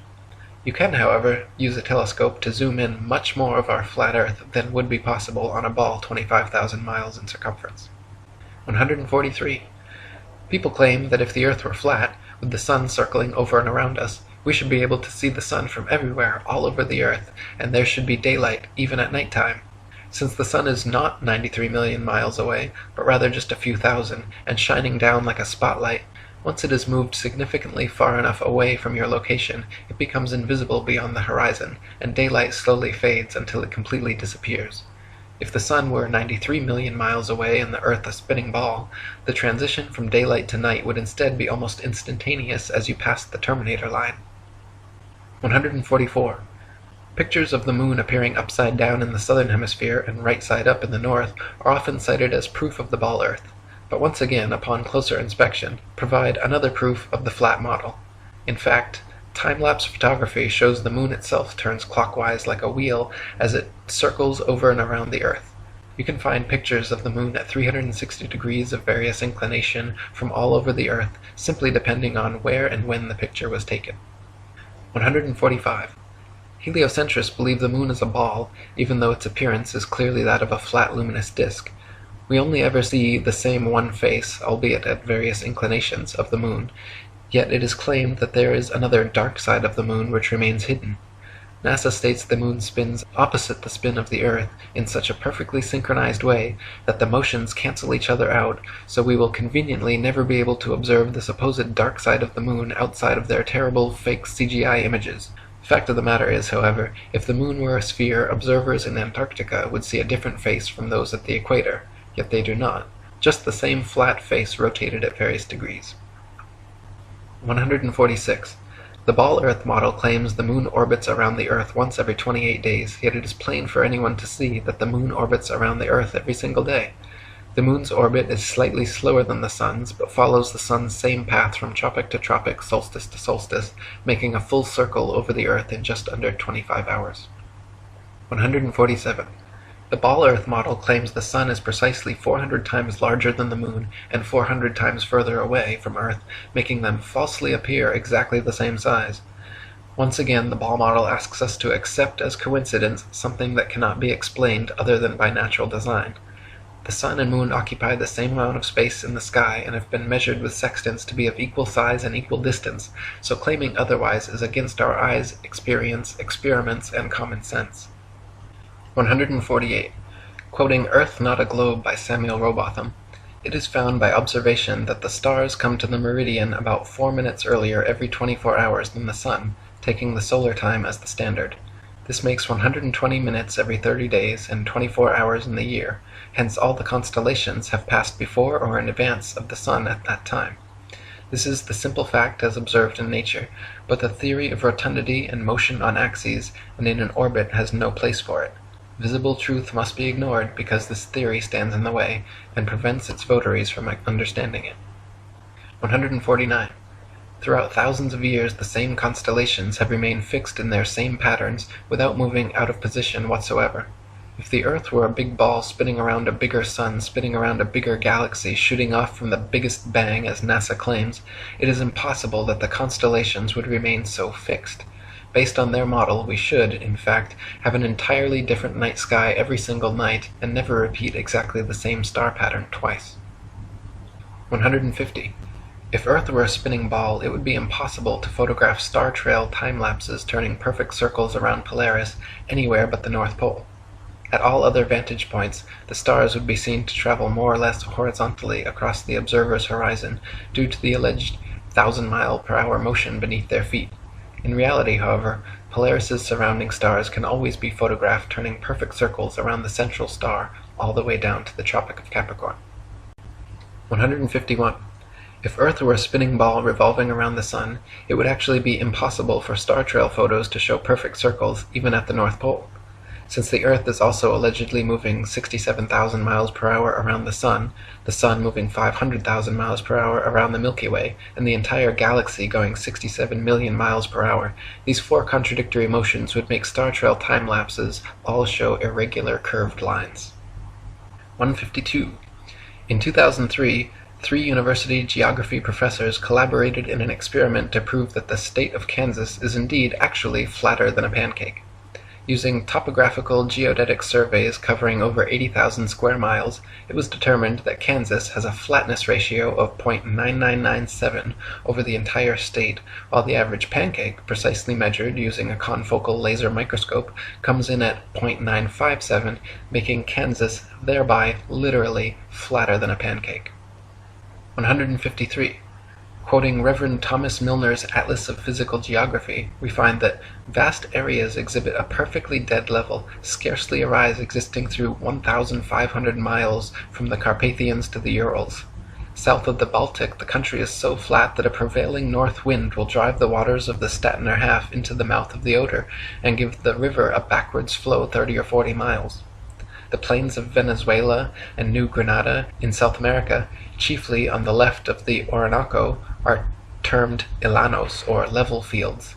Often, in the space of 270 square miles, the surface does not vary a single foot. The Amazon only falls 12 feet in the last 700 miles of its course. The La Plata has only a descent of 1/33 of an inch per mile. 154. The Felix Baumgartner Red Bull Dive outside camera shows the same amount of curvature of Earth from surface level to jump height, proving it to be a deceiving fish-eyed wide-angle lens, while the inside regular camera shows a perfectly flat horizon eye level at 128,000 feet, which is only consistent with a flat plane. 155. Some people claim to have seen the curvature of the Earth out their airplane windows. The glass used in all commercial airplanes, however, is curved to remain flush with the fuselage. This creates a slight effect mixed with the confirmation bias people mistake for being the alleged curvature of the Earth. In actuality, the fact that you see the horizon at eye level at 35,000 feet out both port and starboard windows proves the Earth is flat.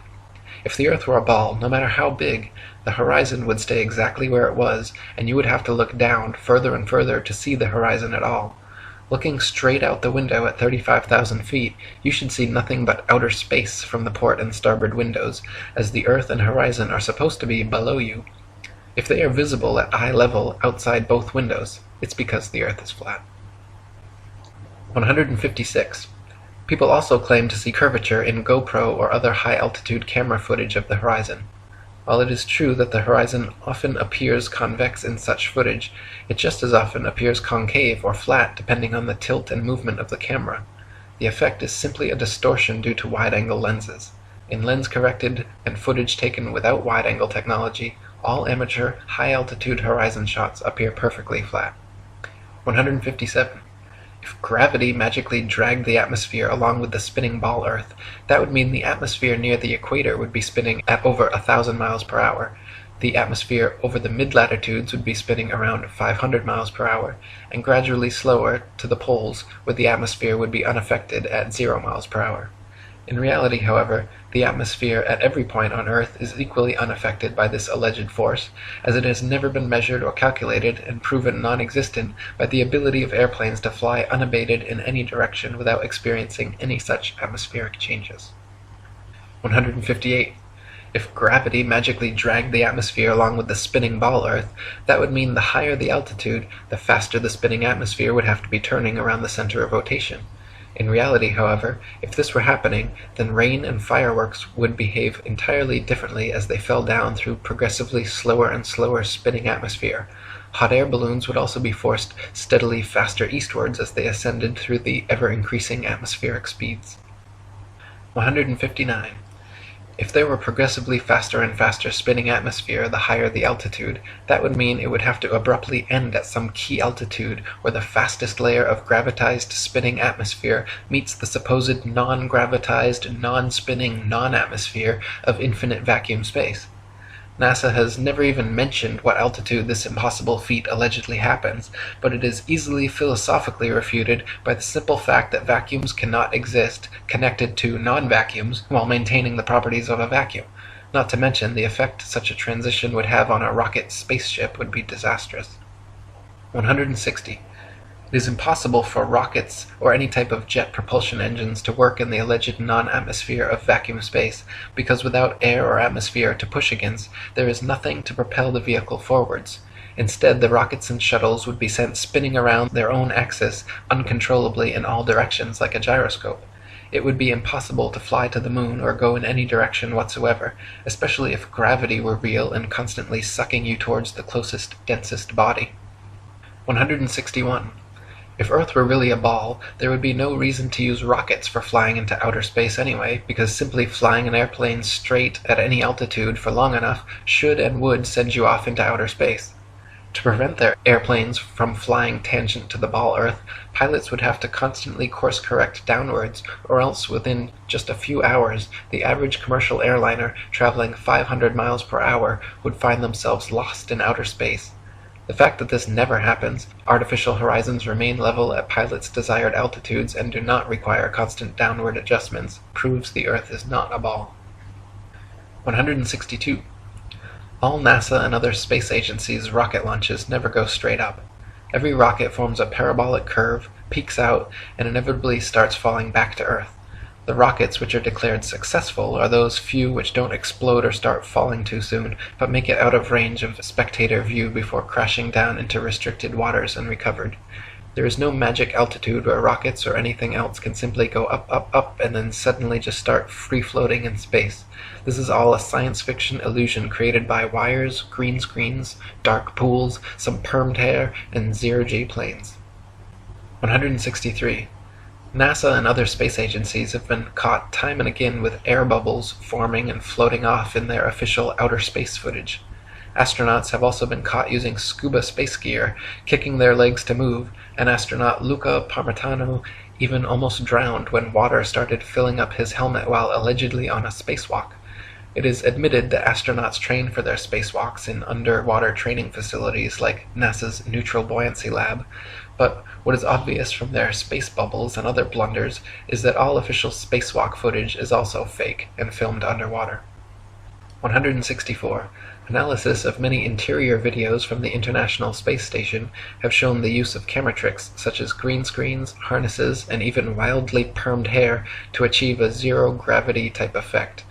Footage of the astronauts seemingly floating in the zero gravity of their space station is indistinguishable from Vomit Comet zero-G airplane footage. By flying parabolic maneuvers, this zero-G floating effect can be achieved over and over again, then edited together. For longer uncut shots, NASA has been caught using simple wires and green screen technology. 165. NASA claims one can observe the International Space Station pass by overhead, proving its existence. Yet analysis of the ISS seen through zoom cameras proves it to be some type of hologram or drone, not a physical floating space base. As you can see in my documentary ISS Hoax, when zooming in and out, the ISS dramatically and impossibly changes shape and color, displaying a prismatic rainbow effect until coming into focus, much like an old television turning on and off. 166. The geostationary communications satellite was first created by Freemason science fiction writer Arthur C. Clarke and supposedly became science fact just a decade later. Before this, radio, television, and navigation systems like LORAN and Decca were already well established and worked fine using only ground-based technologies. Nowadays, huge fiber-optic cables connect the internet across oceans, gigantic cell towers triangulate GPS signals, and ionospheric propagation allows radio waves to be bounced all without the aid of the science fiction bestseller known as satellites. 167. Satellites are allegedly floating around in the thermosphere, where temperatures are claimed to be upwards of 4,530 degrees Fahrenheit. The metals used in satellites, however, such as aluminum, gold, and titanium, have melting points of 1,221, 1,948, and 3,034 degrees respectively, all far lower than they could possibly handle. 168. So-called satellite phones have been found to have reception problems in countries like Kazakhstan with very few cell phone towers. If the Earth were a ball with 20,000 plus satellites surrounding, such blackouts should not regularly occur in any rural countryside areas. 169. So-called satellite TV dishes are almost always positioned at a 45-degree angle towards the nearest ground-based repeater tower. If TV antenna were actually picking up signals from satellites 100 plus miles away in space, most TV dishes should be pointing more or less straight up to the sky. The fact that satellite dishes are never pointing straight up, and almost always positioned at a 45-degree angle, proves they are picking up ground-based tower signals and not outer space satellites. 170. People even claim to see satellites with their naked eyes, but this is ridiculous considering they are smaller than a bus and allegedly 100 plus miles away. It is impossible to see anything so small that far away. Even using telescopes, no one claims to discern the shape of satellites, but rather describes seeing passing moving lights, which could easily be any number of things, from airplanes to drones to shooting stars or other unidentified flying objects. 171. NASA claims there are upwards of 20,000 satellites floating around Earth's upper atmosphere, sending us radio, television, GPS, and taking pictures of the planet. All these supposed satellite pictures, however, are admittedly composite images edited in Photoshop. They claim to receive ribbons of imagery from satellites, which must then be spliced together to create composite images of the Earth, all of which are clearly CGI and not photographs. If Earth were truly a ball, with 20,000 satellites orbiting, it would be a simple matter to mount a camera and take some real photographs. The fact that no real satellite photographs of the supposed ball Earth exist, in favor of NASA's ribbons of composite CG imagery, is further proof that we are not being told the truth. 172. If you pick any cloud in the sky and watch for several minutes, two things will happen. The clouds will move, and they will morph, gradually changing shape. In official NASA footage of the spinning ball Earth, such as the Galileo time-lapse video, however, clouds are constantly shown for 24 plus hours at a time and not moving or morphing whatsoever. This is completely impossible, further proof that NASA produces fake CGI videos, and further evidence that Earth is not a spinning ball. 173. NASA has several alleged photographs of the ball Earth which show several exact duplicate cloud patterns. The likelihood of having 2 or 3 clouds of the exact same shape in the same picture is as likely as finding 2 or 3 people with the exact same fingerprints. In fact, it is a solid proof that the clouds were copied and pasted in a computer program, and that such pictures showing a ball-shaped Earth are fakes. 174. NASA graphics artists have placed things like faces, dragons, and even the word sex into cloud patterns over their various ball Earth pictures. Their recent 2015 Pluto pictures even clearly have a picture of Disney's Pluto the dog layered into the background. Such blatant fraud goes unnoticed by the hypnotized masses, but provides further proof of the illegitimacy of NASA and their spinning ball planet mythos. 175. Professional photoanalysts have dissected several NASA images of the ball Earth and found undeniable proof of computer editing.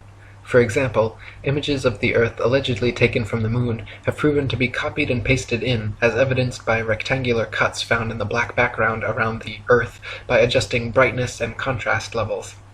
If they were truly on the Moon and Earth was truly a ball, there would be no need to fake such pictures. 176.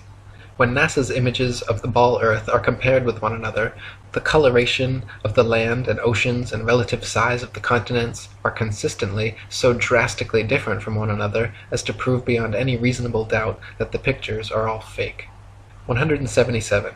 In the documentary A Funny Thing Happened on the Way to the Moon, you can watch official leaked NASA footage showing Apollo 11 astronauts Buzz Aldrin, Neil Armstrong, and Michael Collins for almost an hour using transparencies and camera tricks to fake shots of a round Earth. They communicate over audio with Control in Houston about how to accurately stage the shot, and someone keeps prompting them on how to effectively manipulate the camera to achieve the desired effect. First, they blacked out all the windows except for a downward-facing circular one, which they aimed the camera towards from several feet away. This created the illusion of a ball-shaped Earth surrounded by the blackness of space, when in fact it was simply a round window in their dark cabin. Neil Armstrong claimed at this point to be 130,000 miles from the Earth, halfway to the Moon. But when camera tricks were finished, the viewer could see for themselves the astronauts were not more than a couple dozen miles above the Earth's surface, likely flying in a high-altitude plane. 178. People claim Google Earth somehow proves the ball model without realizing that Google Earth is simply a composite program of images taken from high-altitude planes and street-level car cameras superimposed onto a CGI model of a ball Earth. The same could just as easily be molded onto a square Earth or any other shape, and therefore cannot be used as proof of Earth's rotundity. 179. If the Earth were constantly spinning eastward 1,000 miles per hour, then airplane flight durations going eastward versus westwards should be significantly different. If the average commercial airliner travels 500 miles per hour, it follows that westbound equatorial flights should reach their destination at approximately thrice the speed as their eastbound return flights. In reality, however, the differences in east and westbound flight durations usually amount to a matter of minutes, and nothing near what would occur on a 1,000-mile-per-hour spinning ball Earth. 180. The spinning ball model dictates that the Earth and atmosphere would be moving together at approximately 500 miles per hour at the mid-latitudes where LA to New York City flights take place. The average commercial airliner traveling 500 miles per hour takes 5.5 hours traveling east with the alleged rotation of the Earth, so the return flight west should take only 2.75 hours. But in fact, we find that the average New York to LA flight takes 6 hours, a flight time totally inconsistent with the spinning ball model. 181. Flights eastwards with the alleged spin of the ball Earth from Tokyo to LA take an average of 10.5 hours. Therefore, the return flights westwards against the alleged spin should take an average of 5.25 hours, but in actual fact take an average of 11.5 hours, another flight time totally inconsistent with the spinning ball model. 182. Flights eastward with the alleged spin of the ball Earth from New York to London take an average of 7 hours. Therefore, the return flights westwards against the alleged spin should take an average of 3.5 hours, but in actual fact take an average of 7.5 hours, a flight time totally inconsistent with the spinning ball model. 183. Flights eastward from Chicago to Boston with the alleged spin of the ball Earth take an average of 2.25 hours. Therefore, the return flights westwards against the alleged spin should take an average of just over an hour, but in actual fact take an average of 2.75 hours. Once again, completely inconsistent with the spinning ball model. 184. Flights eastward from Paris to Rome with the alleged spin of the ball Earth take an average of 2 hours. Therefore, the return flights westward against the alleged spin should take an average of 1 hour, but in actual fact have an average flight duration of 2 hours and 10 minutes, a flight time totally inconsistent with the spinning ball model. 185. We are told that the Earth and atmosphere spin together at such a perfect uniform velocity that no one in history has ever seen, heard, felt, or measured the supposed 1,000 mile per hour movement. This is then often compared to traveling in a car at uniform velocity, where we only feel the movement during acceleration or deceleration. In reality, however, even with eyes closed, windows up, over smooth tar in a luxury car at a mere uniform 50 miles per hour, the movement absolutely can be felt. At 20 times this speed, Earth's imaginary 1,000-mile-per-hour spin would most certainly be noticeable, felt, seen, and heard by all. 186. People sensitive to motion sickness feel distinct unease and physical discomfort from motion as slight as an elevator or train ride. This means that the 1,000-mile-per-hour alleged uniform spin of the Earth has no effect on such people, but add an extra 50 miles per hour uniform velocity of a car and their stomach starts turning knots. The idea that motion sickness is nowhere apparent in anyone at 1,000 miles per hour, but suddenly comes about at 1,050 miles per hour, is ridiculous and proves the Earth is not in motion whatsoever. 187. The second law of thermodynamics, otherwise known as the law of entropy, along with the fundamental principles of friction and resistance, determine the impossibility of Earth being a uniformly spinning ball. Over time, the spinning ball Earth would experience measurable amounts of drag, constantly slowing the spin and lengthening the amount of hours per day.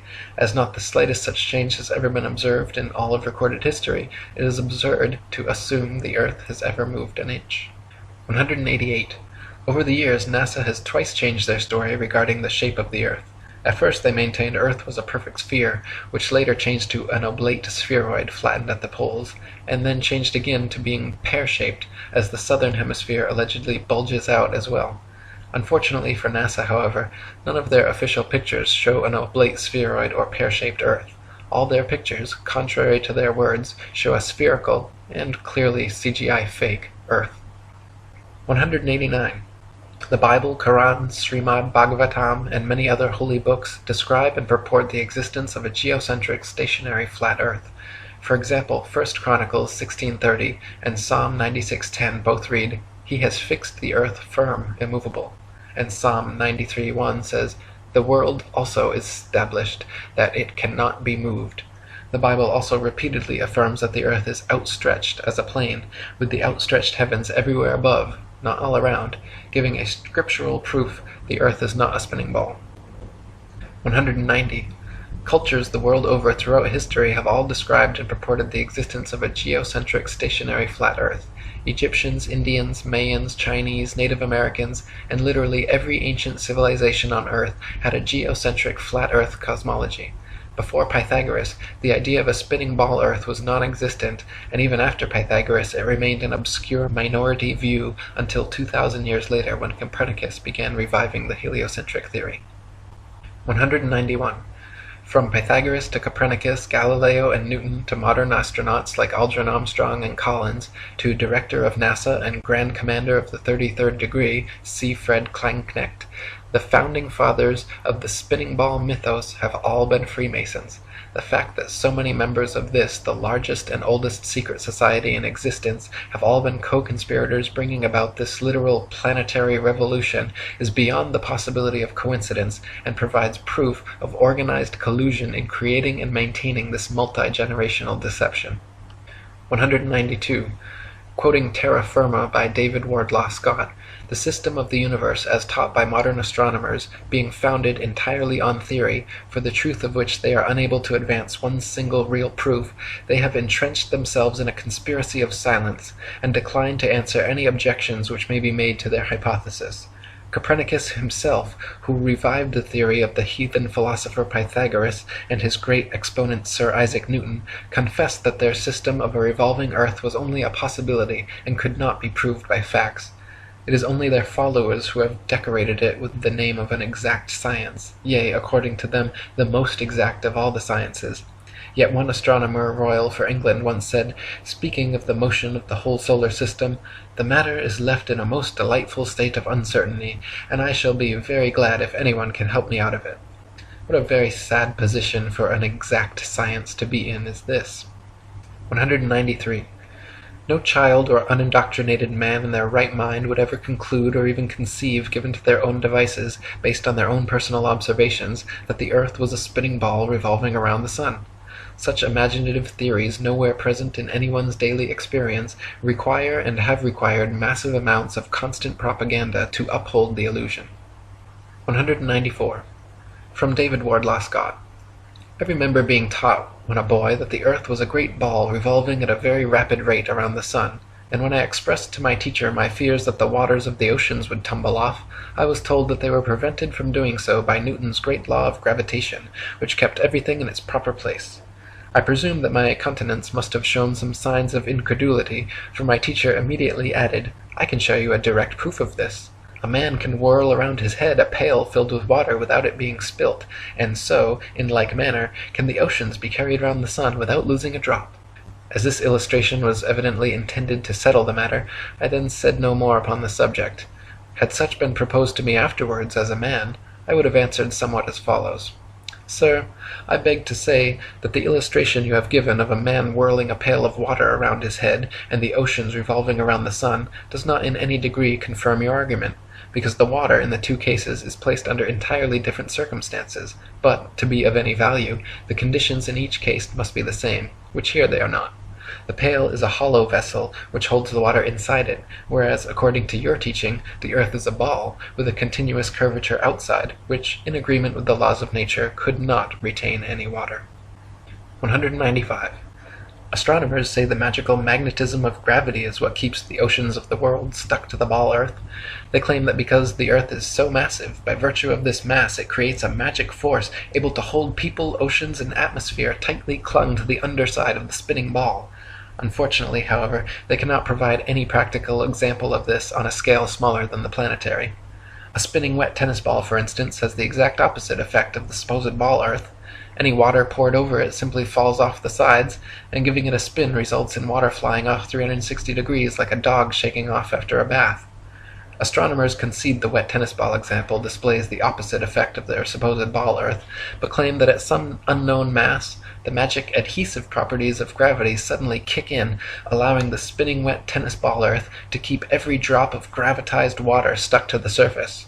When such an unproven theory goes against all experiments, experience, and common sense, it is high time to drop the theory. 196. Quoting Marshall Hall. In short, the sun, moon, and stars are actually doing precisely what everyone throughout all of history has seen them do.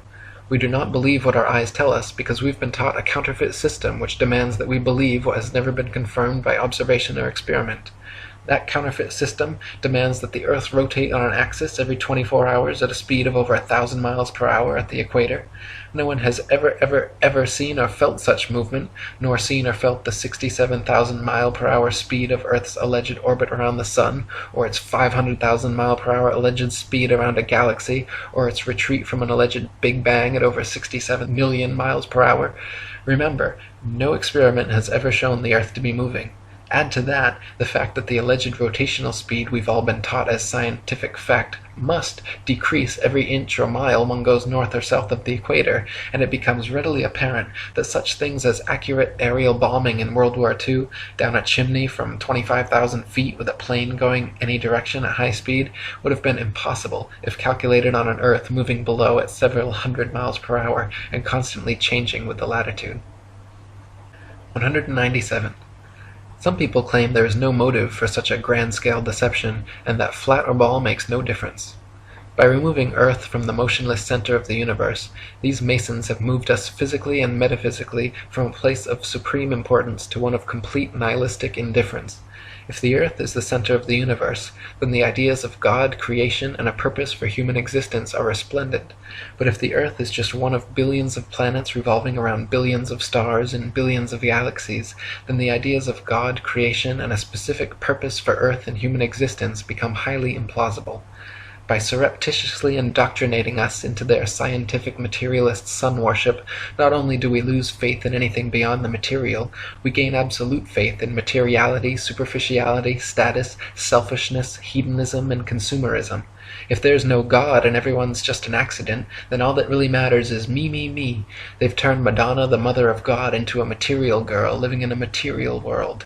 Their rich, powerful corporations with slick sun cult logos sell us idols to worship, slowly taking over the world while we tacitly believe their science, vote for their politicians, buy their products, listen to their music and watch their movies, sacrificing our souls at the altar of materialism. To quote Morris Klein, the heliocentric theory, by putting the sun at the center of the universe, made man appear to be just one of a possible host of wanderers drifting through a cold sky, it seemed less likely that he was born to live gloriously and to attain paradise upon his death. Less likely, too, was it that he was the object of God's ministrations. 198.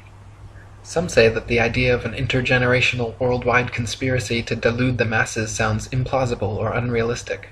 But these people need only familiarize themselves with the works and writings of Freemasons themselves, for example John Robison, who exposed this in his 1798 book, Proofs of a Conspiracy Against All the Religions and Governments of Europe, carried out in the secret meetings of the Freemasons, Illuminati, and Reading Societies. Supreme Commander of the 33rd Degree Albert Pike was quite forthcoming in several letters regarding the Masons' ultimate goal of world domination, and the Zionist Protocols of the Learned Elders of Zion, the exact plan by which this would be and has been carried out, is completely disclosed. 199. From Foundations of Many Generations by E. Eschini. The only thing the fable of the revolving earth has done, it has shown the terrible power of a lie. A lie has the power to make a man a mental slave, so that he dares not back the evidence of his own senses. To deny the plain and obvious movement of the sun he sees before him, when he feels himself standing on an earth utterly devoid of motion, at the suggestion of someone else, he's prepared to accept that he's spinning furiously around. When he sees a bird flying and gaining over the ground, he's prepared to believe that the ground is really traveling a great number of times faster than the bird. Finally, in order to uphold the imagination of a madman, he is prepared to accuse his Maker of forming for him a sensiferous lie. 200. Finally, from Dr. Robotham. Thus we see that this Newtonian philosophy is devoid of consistency. Its details are the result of an entire violation of the laws of legitimate reasoning, and all its premises are assumed. It is, in fact, nothing more than an assumption upon assumption, and the conclusions derived therefrom willfully considered as things proved, and to be employed as truths to substantiate the first and fundamental assumptions. Such a juggle and jumble of fancies and falsehoods, extended and intensified as in theoretical astronomy, is calculated to make the unprejudiced inquirer revolt with horror from the terrible conjuration which has been practiced upon him, to sternly resolve to resist its further progress, to endeavor to overthrow the entire edifice, and to bury in its ruins the false honors which have been associated with its fabricators, and which still attach to its devotees. For the learning, the patience, the perseverance, and devotion for which they have ever been examples, honor and applause need not be withheld, but their false reasoning, the advantages they have taken of the general ignorance of mankind in respect to astronomical subjects, and the unfounded theories they have advanced and defended, cannot be otherwise than regretted.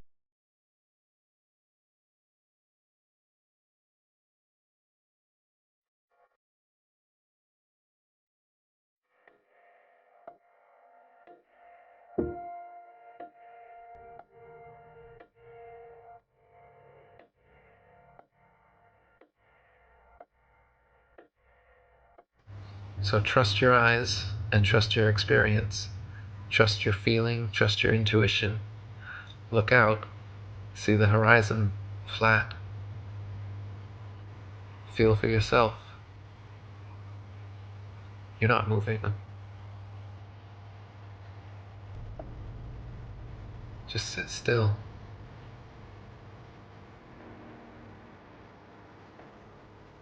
Just sit still for a second.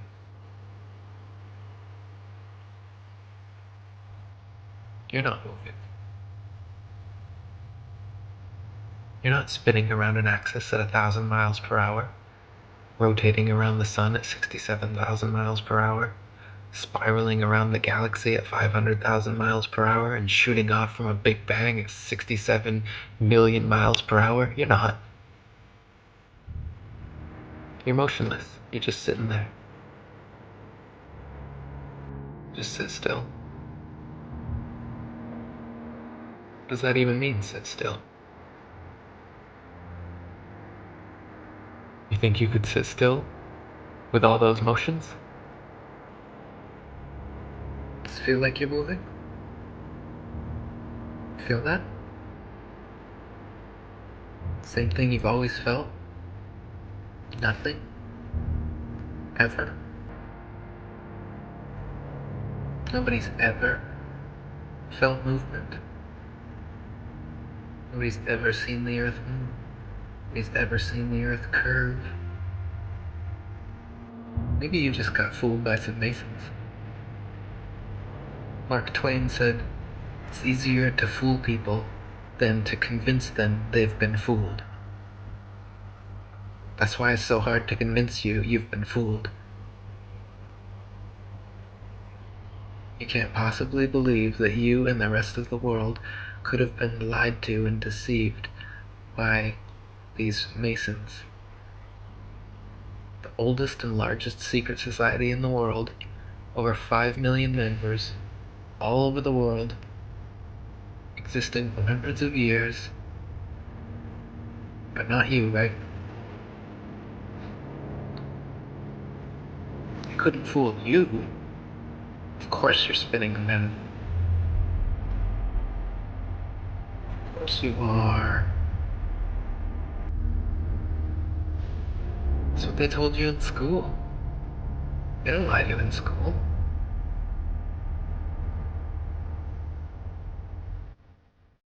I know you're out there. I can feel you now. I know that you're afraid. You're afraid of us. You're afraid of change. I don't know the future. I didn't come here to tell you how this is going to end. I came here to tell you how it's going to begin.